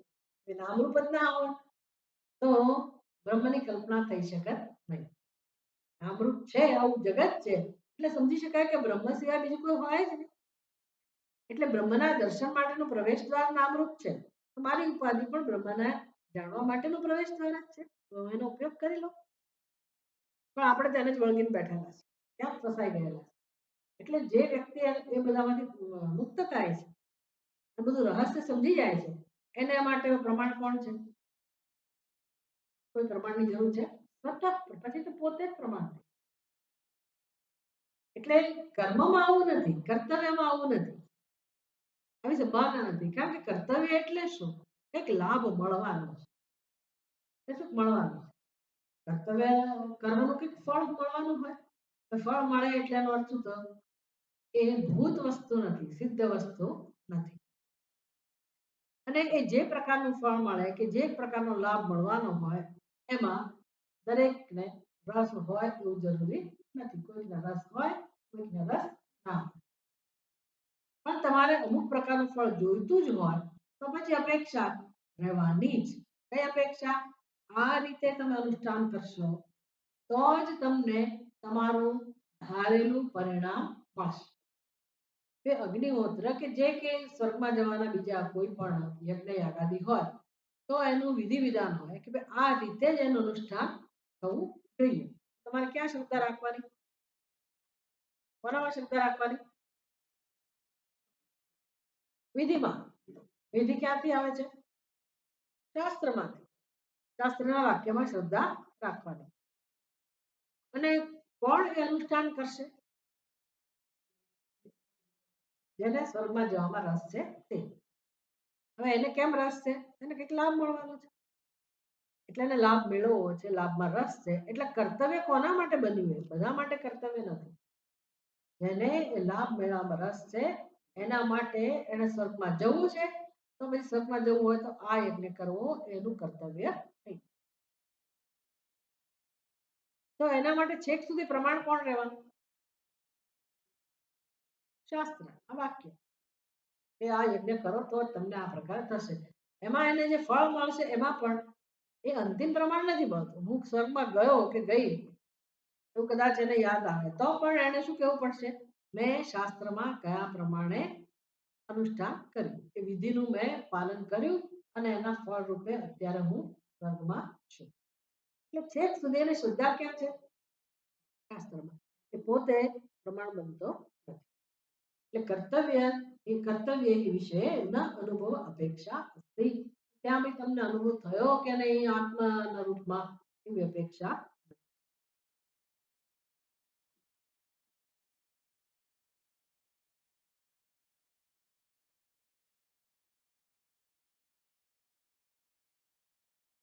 એટલે એમાં તો છેક સુધી શ્રુતિ પ્રમાણ છે.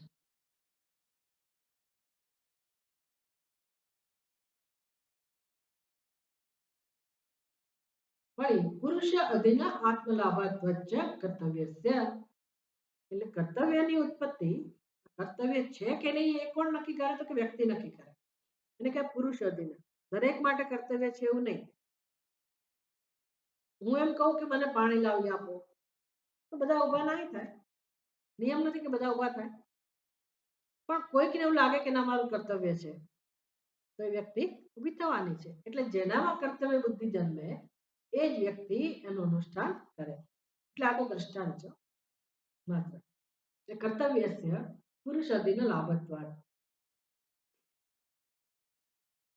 એટલે લૌકિક અને વૈદિક કર્મ કરવું ન કરવું અને બીજી રીતે કરવું. ચલો એ વાંચી લઈએ.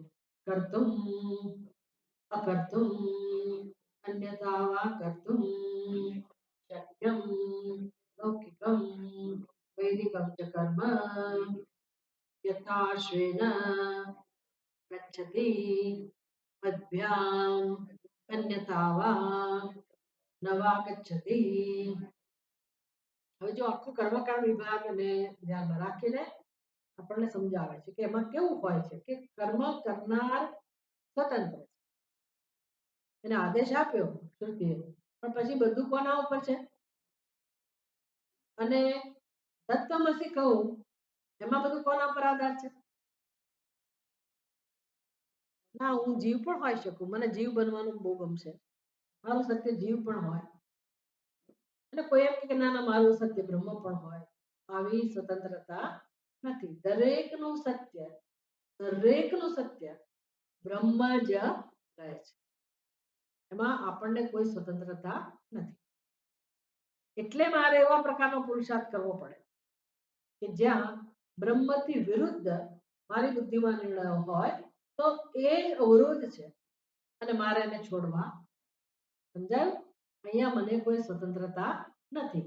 એટલે મારે વસ્તુને અનુરૂપ મારી બુદ્ધિને તૈયાર કરવી પડે કે જે સત્ય છે એવું સત્ય મને સમજાય એવી મારી બુદ્ધિ બનાવવી પડે. જ્યારે કર્મમાં તમારી પાસે આવી કોઈ અપેક્ષા, તમારા નિર્ણયોને બદલવા માટેની કોઈ અપેક્ષા નથી. તમે તમારા નિર્ણયો જે પ્રકારના હોય રાખો, પણ કર્મ તો આ રીતે જ થશે. ત્યાં શેની અપેક્ષા છે? કર્મ જે શાસ્ત્ર એનું પ્રમાણ પણ શાસ્ત્રમાં કહું એ રીતે જ કર્મ થશે. પછી નક્કી તમને કોઈ એમ નથી કહેતું તમે કરો જ. કોણ કરશે કર્મ? એને એવું લાગે છે કે મને આમાંથી રસ, મને લાભ મળશે, એ જ કરે. પણ જ્યારે તમે કહો કે મારે કરવું છે તો પછી તમે હવે કર્મ એ પ્રમાણે જ કરવું પડે, જે કહું એ પ્રમાણે. પણ નિર્ણય કોણ કરશે કર્મનો? તમે પોતે. કર્મનો નિર્ણય તમે પોતે કરશો, કરવું કે ના કરવું. એટલે પુરુષ તંત્રની વાત કરી. જ્યારે આપણે બ્રહ્મ જિજ્ઞાસાની વાત કરીએ તો એમાં આપણી બુદ્ધિને કોઈ સ્વતંત્રતા નથી. તો એને કયો વિષય કહેવાય? વસ્તુ તંત્ર. યાદ રાખવાનું, વસ્તુ તંત્ર કે જ્યાં વસ્તુને જેવી જેવી જાણવા, ત્યાં આપણને કોઈ સ્વતંત્રતા નથી એ વસ્તુના વિષયમાં. ત્યારે પુરુષ તંત્રમાં કયા પ્રકારની વસ્તુ છે? પુરુષ તંત્ર એટલે શું? જ્યાં મારી બુદ્ધિ આધાર છે અને બુદ્ધિ નક્કી કરે. એટલે એ પ્રકારે કર્મ થાય.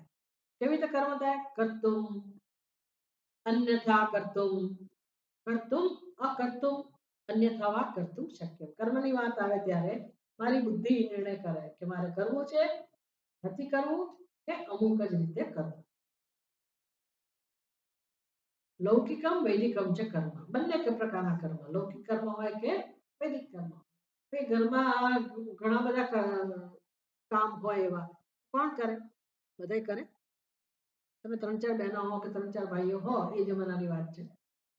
તો અમુક જ ભાઈઓ અમુક કામ કરતા હોય, આખી જિંદગી બિચારા એ જ કર્યા કરે, અને અમુક જ બેન, અમુક જ દીકરી કામ કરે, બધું બને, બધા ના કરે. એટલે કોણ કરે? જેને લાગે કે મારે કરવું જોઈએ એ કરે, અને બીજા કરી લે છે, મારે ક્યાં કરવાની જરૂર છે, એ લોકો ના કરે. કર્મમાં આવું બધું છે. એટલે લૌકિક કર્મ હોય કે વૈદિક કર્મ, જેમ કે યથા અશ્વેન ગચ્છતિ, કે તમે કેવી રીતે જવાના છો, અથવા આ વ્યક્તિ કેવી રીતે જઈ રહી છે અત્યારે, અશ્વેન ગચ્છતિ એટલે શું? ઘોડા ઉપર જાય. પદભ્યામ, પદભ્યામ એટલે ચાલીને. અન્યથા વા, કુબેર કરે કઈ રીતે, ન વા ગચ્છતિ, અથવા તો જતી જ નથી. સત્સંગમાં જાઓ છો, અમે તો જતા જ નથી. કેવી રીતે અમે તો રિક્ષા મળે તો જઈએ, નહીં તો ના જઈએ. અમે તો આ રીતે જઈએ, જે કંઈ હોય. પણ આ બધું શેમાં સંભવે? વિકલ્પ બધા શેમાં સંભવે? કર્મમાં. પુરુષ બુદ્ધિ ને આધીન છે, એમાં આપણને છૂટ છે. કર્મના સંદર્ભમાં તમને છૂટ છે, કરવું હોય તો કરો, ના કરવું તો ના કરો, અથવા અન્ય રીતે કરો, તમારી પર આધાર છે. તેવી જ રીતે બીજું દ્રષ્ટાંત, અતિરાત્રે ષોડશીનમ ગૃહ્ણાતિ, ન અતિરાત્રે ષોડશીનમ ગૃહ્ણાતિ, ઉદેતિ જુહોતિ અનુદિતે જુહોતિ ઇતિ. વાંચન બાકી છે ને. તથા અતિરાત્રે षोडशिनं गृह्णाति, न अतिरात्रे षोडशिनं गृह्णाति, उदिते जुहोति अनुदिते जुहोति इति विधिप्रतिषेधात् च अत्र अर्थवन्तः स्युः विकल्प उत्सर्ग अपवादाः च.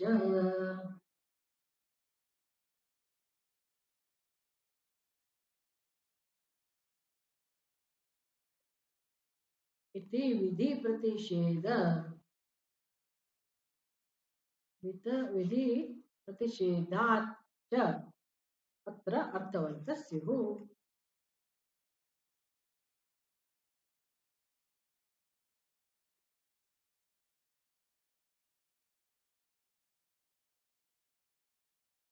વિધિ અને પ્રતિષેધ, વિકલ્પ, ઉત્સર્ગ અને અપવાદ, આ બધું શેમાં શક્ય છે? તો કે ધર્મમાં. એ બધાને સ્થાન છે, ધર્મમાં આ બધાને સ્થાન છે. વિધિ, પ્રતિષેધ, પછી વિકલ્પ, ઉત્સર્ગ અને અપવાદ. એટલે વિધિ પ્રતિષેધ, આમ કરો અને આમ ના કરો, અથવા હું કરીશ અથવા હું નહીં કરું, અથવા હું બીજી રીતે કરીશ. કરો એને શું કહેવાય? સત્યમ વદ, આવું કરવું જોઈએ એને શું કહેવાય? વિધિ. હિંસા મા કુર્યાત એને શું કહેવાય? પ્રતિષેધ, નિષેધ. વિધિ, પ્રતિષેધ, આ બધું શેના સંભવે? ધર્મના વિષય. ધર્મ એટલે જ કર્મ, ધર્મના વિષયમાં સંભવે કે ભાઈ તમે આવો નિર્દેશ છે કે આમ કરો અથવા આમ ના કરો, અથવા હું આમ કરીશ આમ નહીં કરું. આ બધું પુરુષ તંત્ર કહેવાય. બ્રહ્મમાં આવા કોઈ વિકલ્પને સ્થાન નથી, અથવા તો બ્રહ્મમાં કોઈ વિધિ, કોઈ નિષેધ, કે પછી કોઈ નિયમ, કે કોઈ અપવાદ, કે કોઈ વિકલ્પને સ્થાન નથી. બ્રહ્મમાં સ્થાન નથી, ધર્મમાં સ્થાન છે. એના દ્રષ્ટાંત આપ્યા. જેમ કે અતિરાત્રે ષોડશીનમ ગૃહ્ણાતિ. અતિરાત્રિ, તમે ફૂટનોટ જો એનું ટ્રાન્સલેશન વાંચતા હો ભાષ્યનું, એમાં ફૂટનોટ 1 નંબરની ફૂટનોટ. યાગ ભેદ, ચલો ઠીક છે. એટલે કોઈક યાગ, યજ્ઞ એવો હોય કે જેમાં ષોડશીનમ ગૃહ્ણાતિ. હવે ષોડશીનમ શું છે એ તમારે પાછું વાંચવું પડે. હા, એક પ્રકારનો યજ્ઞનું પાત્ર, એમાં ફૂટનોટ આપી છે.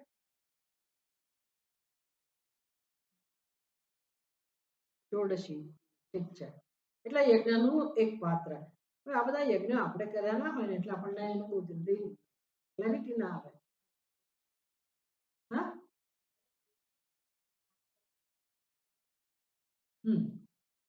ઓકે. તો ષોડશી પાત્ર એટલે જેમાં ગાયનું દૂધ લેવામાં આવતું, એટલે એક પાત્ર થયું. અતિરાત્રે ષોડશી ન ગૃહ્ણાતિ, એટલે કોઈ યજ્ઞ હશે કે જેમાં એવું વિધાન હશે કે ભાઈ એને અતિરાત્રે એટલે કે રાતના સમયે એ પાત્રને એને રાખવું જોઈએ સાથે કે લેવું જોઈએ. ન અતિરાત્રે ષોડશી ન ગૃહ્ણાતિ, એટલે વિધિની અંદર જ એવું હોય કે ભાઈ કેટલાકમાં એવી વિધિ હોય કે રાત્રે તમારે પાત્ર લઈને યજ્ઞ કરવાનો અને કેટલાકમાં એ પાત્ર લેવાની જરૂર ના હોય, એટલે વ્યક્તિ એ પ્રકારે કરે. તમે લોકો હિન્દી ટ્રાન્સલેશન ઘરે જઈને વાંચો ને તો તમને ઘણું બધું ક્લિયર થશે. આપણે બધું ઝીણું ઝીણું નથી લેવાના, મોટી મોટી વસ્તુ જ લેવાની છે.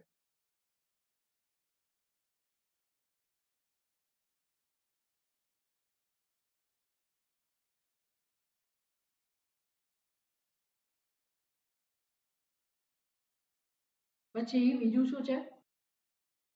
ઉદયતિક જુહોતી, ઉદિતે જુહોતી. ઉદિતે એટલે શું? સાતમી વ્યક્તિ એક વચન છે. ઉદયકાળ, કોનો ઉદયકાળ હોય? સૂર્યનો. એટલે અમુક યજ્ઞનું અનુષ્ઠાન એવું હોય કાં તો તમે સવારે કરો કે બપોરે કરો કે સાંજે કરો, જેમ કે ત્રિકાળ સંધ્યા. તો ત્રિકાળ સંધ્યાનો અર્થ જ એ થયો કે 3 વખત સંધ્યા કરવાની હોય. પણ પછી બપોરના સમયે વ્યક્તિ ઘરે ના હોય તો એ લોકો શું કરે, સવારની અને મધ્યાહન કાળ, બપોર એટલે મધ્યાહન કાળ, એ બેને ભેગી કરી નાખે સંધ્યા. એવું જ છે અંદર વિકલ્પ કે ભાઈ તમે બે સંધ્યા સાથે કરી શકો અને પછી સાંજે ઘરે આવો ત્યારે સાયં સંધ્યા એ કરવાની. આ પ્રકારના નિયમો છે અને ઘણા બ્રાહ્મણો એનું અનુસરણ કરતા હોય. તો કેટલાક લોકો શું કરે, ઘરે હોય તો ત્રણેય સમય કરે, સવારે કરે, બપોરે કરે અને સાંજે પણ કરે. એ સંધ્યાની વાત કરી. અહીંયા યજ્ઞ જુહોતી એટલે આહુતિ આપે છે, યજ્ઞ કરે છે. ઉદિતે જુહોતી, તો એ વ્યક્તિએ શું પસંદ કર્યું છે? સૂર્યોદયના સમયે યજ્ઞ કરવાનું પસંદ કરે છે. ઉદિતે જુહોતી. બીજું શું છે? અનુદિતે જુહોતી, એટલે સૂર્ય ઉગ્યા પહેલા આહુતિ આપી દેવાની હોય, એ પ્રકારની વિધિ. તો આ બધું અને શું કહે, કોઈકમાં અપવાદ, કોઈક નિયમ હોય પછી પાછો અપવાદ. જેમ કે નિયમ એટલે ત્રિકાળ સંધ્યા નિયમ કરો, પછી અપવાદ શું થાય? પછી વિકલ્પ આપ્યો તમને કે તમે ભાઈ ભેગી કરો અથવા તો છૂટી છૂટી કરો, એ વિકલ્પ કરો. તો ઉદિતે અને અનુદિતે જુહોતી ઇતિ, આ પ્રકારે 3 દૃષ્ટાંત આમાં આપ્યા. 4 દૃષ્ટાંત આપ્યા. અતિરાત્રે ષોડશીનમ ગૃહ્ણાતિ, નાતિરાત્રે ષોડશીનમ ગૃહ્ણાતિ, ઉદિતે જુહોતી અને અનુદિતે જુહોતી ઇતિ. ઇતિ આ પ્રકારે કઈ કઈ વસ્તુની વાત કરી? વિધિ, પ્રતિષેધાઃ, વિકલ્પ, ઉત્સર્ગ, વાદાઃ અપવાદાઃ ચ. વિધિ છે, પ્રતિષેધ છે, વિકલ્પ છે, ઉત્સર્ગ અને અપવાદ. આટલી બધી વસ્તુઓ છે અને એ બધી સાર્થક બને છે. ક્યાં આગળ? અત્ર, અર્થવંત સ્યુ. અત્ર એટલે ક્યાં? અત્રનો અર્થ થાય આમ તો અહીંયા, પણ અહીંયા વિશેષકતા છે. અહીંયા કે હોલમાં નથી આ વાત, હોલમાં બધાની વાત નથી. અત્ર એટલે શું? વિષય સપ્તમી કહેવાય. વિષય એટલે કયા વિષયની વાત ચાલી રહી છે? ધર્મની. બરાબર ને? સરખામણી બતાવે છે કે ભાઈ બ્રહ્મમાં જુદી વસ્તુ છે, ધર્મમાં આવું બધું છે. શું વસ્તુ છે ધર્મમાં? ત્યાં સ્વતંત્રતા છે, પુરુષ પ્રધાન, પુરુષ તંત્ર. બુદ્ધિને સ્વતંત્રતા છે, કર્તાને સ્વતંત્રતા છે. એટલે કર્તાની વાત આવે, વિધિની વાત આવે, કર્તવ્યની વાત આવે ત્યારે આટલી આટલી વસ્તુઓને સ્થાન મળે એ બરાબર છે. અર્થવંત સ્યુ. કઈ કઈ વસ્તુઓને? વિધિને, પ્રતિષેધને, પછી વિકલ્પ, નિયમ, ઉત્સર્ગ એટલે નિયમ અને अपवाद, उत्सर्ग, अपवाद, विधि, प्रतिषेध, विधि, प्रतिषेध, उत्सर्ग, अपवाद અને હજી એક શબ્દ રહી ગયો, વિકલ્પ. વિકલ્પ આ બધાનું મહત્વ છે. એટલે કે સ્થાન છે આ બધાને, એને જગ્યા મળે છે. બ્રહ્મના વિષયમાં આવું કશું કામમાં આવતું નથી. કે તમે અથવા એવી કોઈ શરત નથી કે બાળપણમાં જ બ્રહ્મને જાણી શકાય, કે બ્રાહ્મણ જ બ્રહ્મને જાણી શકે, કે તમે ભૂખ્યા રહો તો જ બ્રહ્મને જાણી શકો, અથવા સવારે જાણો સાંજે જાણો. હવે કોઈ સ્થાન અથવા બ્રહ્મને અમુક જ રીતે જાણો, હું તો આ જ રીતે મારા સ્વરૂપને જાણીશ, એવો કોઈ વિકલ્પ નથી. બધાએ પોતાના સ્વરૂપને કેવી રીતે જાણવાનું છે, જે છે એવું. હવે શાસ્ત્ર કહે છે એવું જાણવું એવો મેસેજ નથી. શાસ્ત્ર પ્રમાણ છે. શાસ્ત્ર કે બ્રહ્મને ઉત્પન્ન ના કરે, શાસ્ત્ર તો માત્ર આપણું ધ્યાન દોરે છે. મુખ્ય પ્રમાણ તો વસ્તુ પોતે જ છે ને, સિદ્ધ છે. એટલે વસ્તુ જેવી છે એવી મારે જાણવાની છે. શાસ્ત્ર મને મદદ કરે છે કે વસ્તુ આ પ્રકારની છે.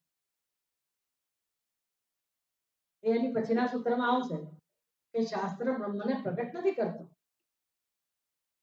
કયું સૂત્ર છે ખબર છે? શાસ્ત્ર યોનિત્વાત. એ શાસ્ત્રની યોનિ છે, કારણ છે, પણ કે બ્રહ્મને ઉત્પન્ન કરનાર શાસ્ત્ર નથી.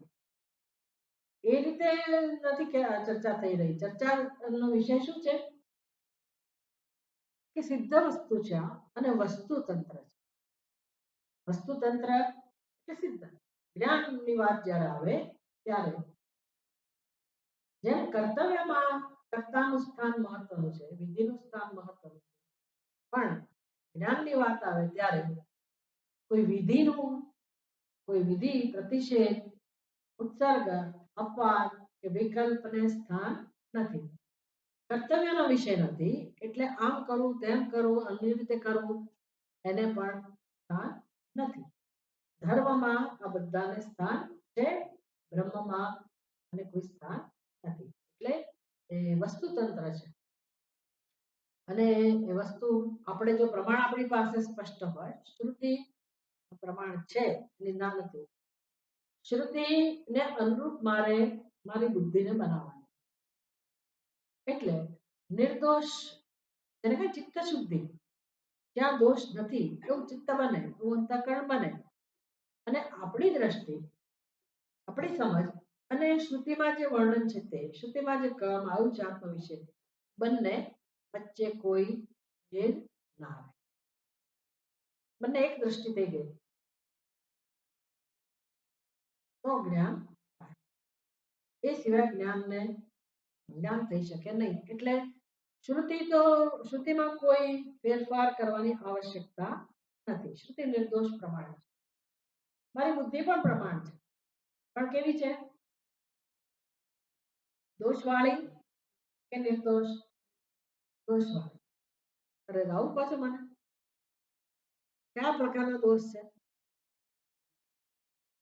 હું મારા સ્વરૂપને ખોટી રીતે બોલું, દોષવાળું અંતઃકરણ. શ્રુતિ માર્ગદર્શન આપે છે, ઉપાય બતાવે છે કે તમે કેવી રીતે નિર્દોષ બની શકો.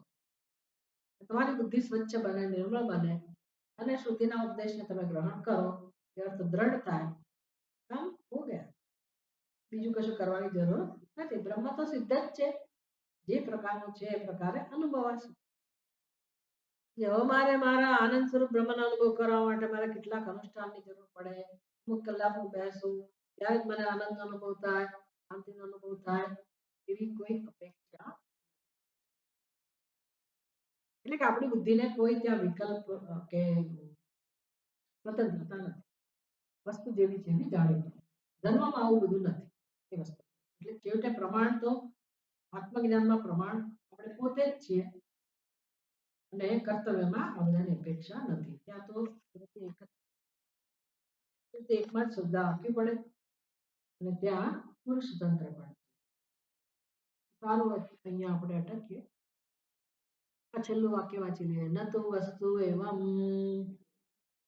નૈવમ અસ્તિ નાસ્તિ દિવા વિકલ્પ્યતે. એ વસ્તુમાં આવું, વસ્તુતંત્રમાં આવું નથી. પેલું કયું તંત્ર કહેવાય? પુરુષ તંત્ર. અને કયા ક્ષેત્રનો વિષય હતો? ધર્મ, કર્તવ્ય.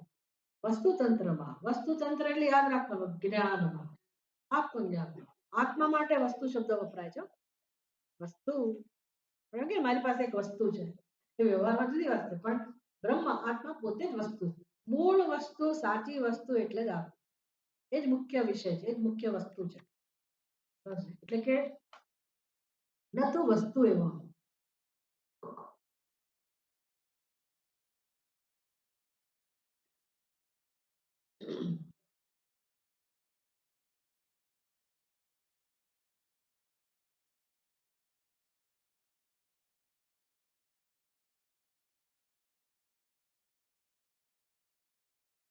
સિદ્ધ પદાર્થ. વસ્તુ એટલે સિદ્ધ પદાર્થ. એમાં આવું નતું. નતું એટલે આ પ્રકારનું નથી. શું નથી? વસ્તુ એવમ ના એવમ અસ્તિ. આ તો આમ છે, આમ નથી. ન અસ્તિ તિવા, છે જ નહીં, આવો કોઈ વિકલ્પ નથી. વસ્તુ એટલે શું? એક તો છે જ. ત્યાં એવો પ્રશ્ન નથી છે કે નહીં.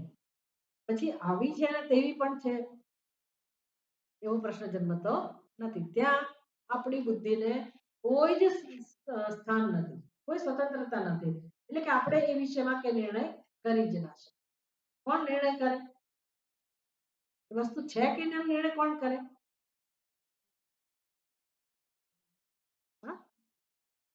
કોણ નક્કી કરે? તમારી આંખો નક્કી કરે કે બ્રહ્મ છે?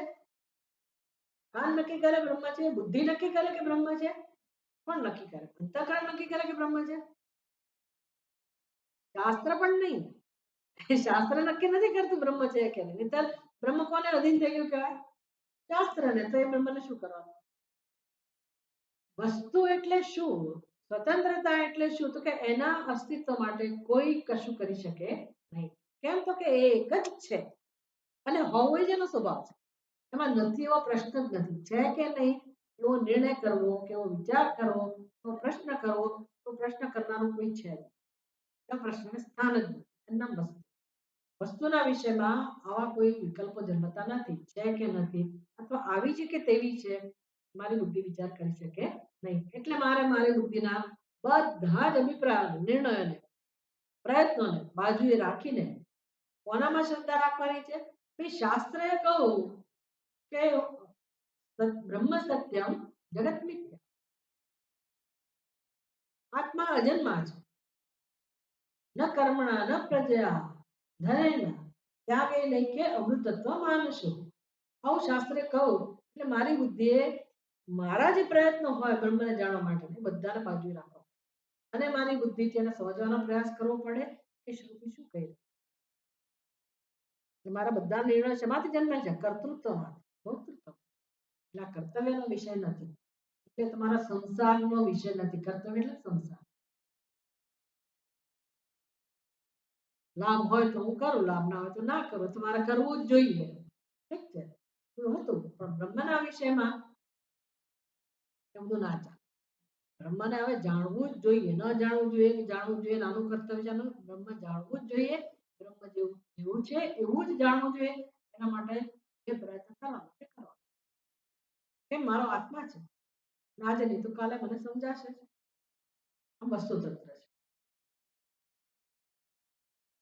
ઓમ પૂર્ણમદ પૂર્ણમિદમ પૂર્ણાત પૂર્ણમુદચ્યતે પૂર્ણસ્ય પૂર્ણમાદાય પૂર્ણમેવાવશિષ્યતે. ઓમ શાંતિ શાંતિ શાંતિ. શંકરમ શંકરાચાર્યમ બાદરાયણમ સૂત્રભાષ્યકૃતો વંદે भगवन्तौ पुनः पुनः ईश्वरो गुरुरात्मेति मूर्तिभेदविभागिने व्योमवद्व्याप्तदेहाय दक्षिणामूर्तये नमः। ओम शांति शांति शांति। हरिः ओम। श्री गुरु नमः। हरिः ओम।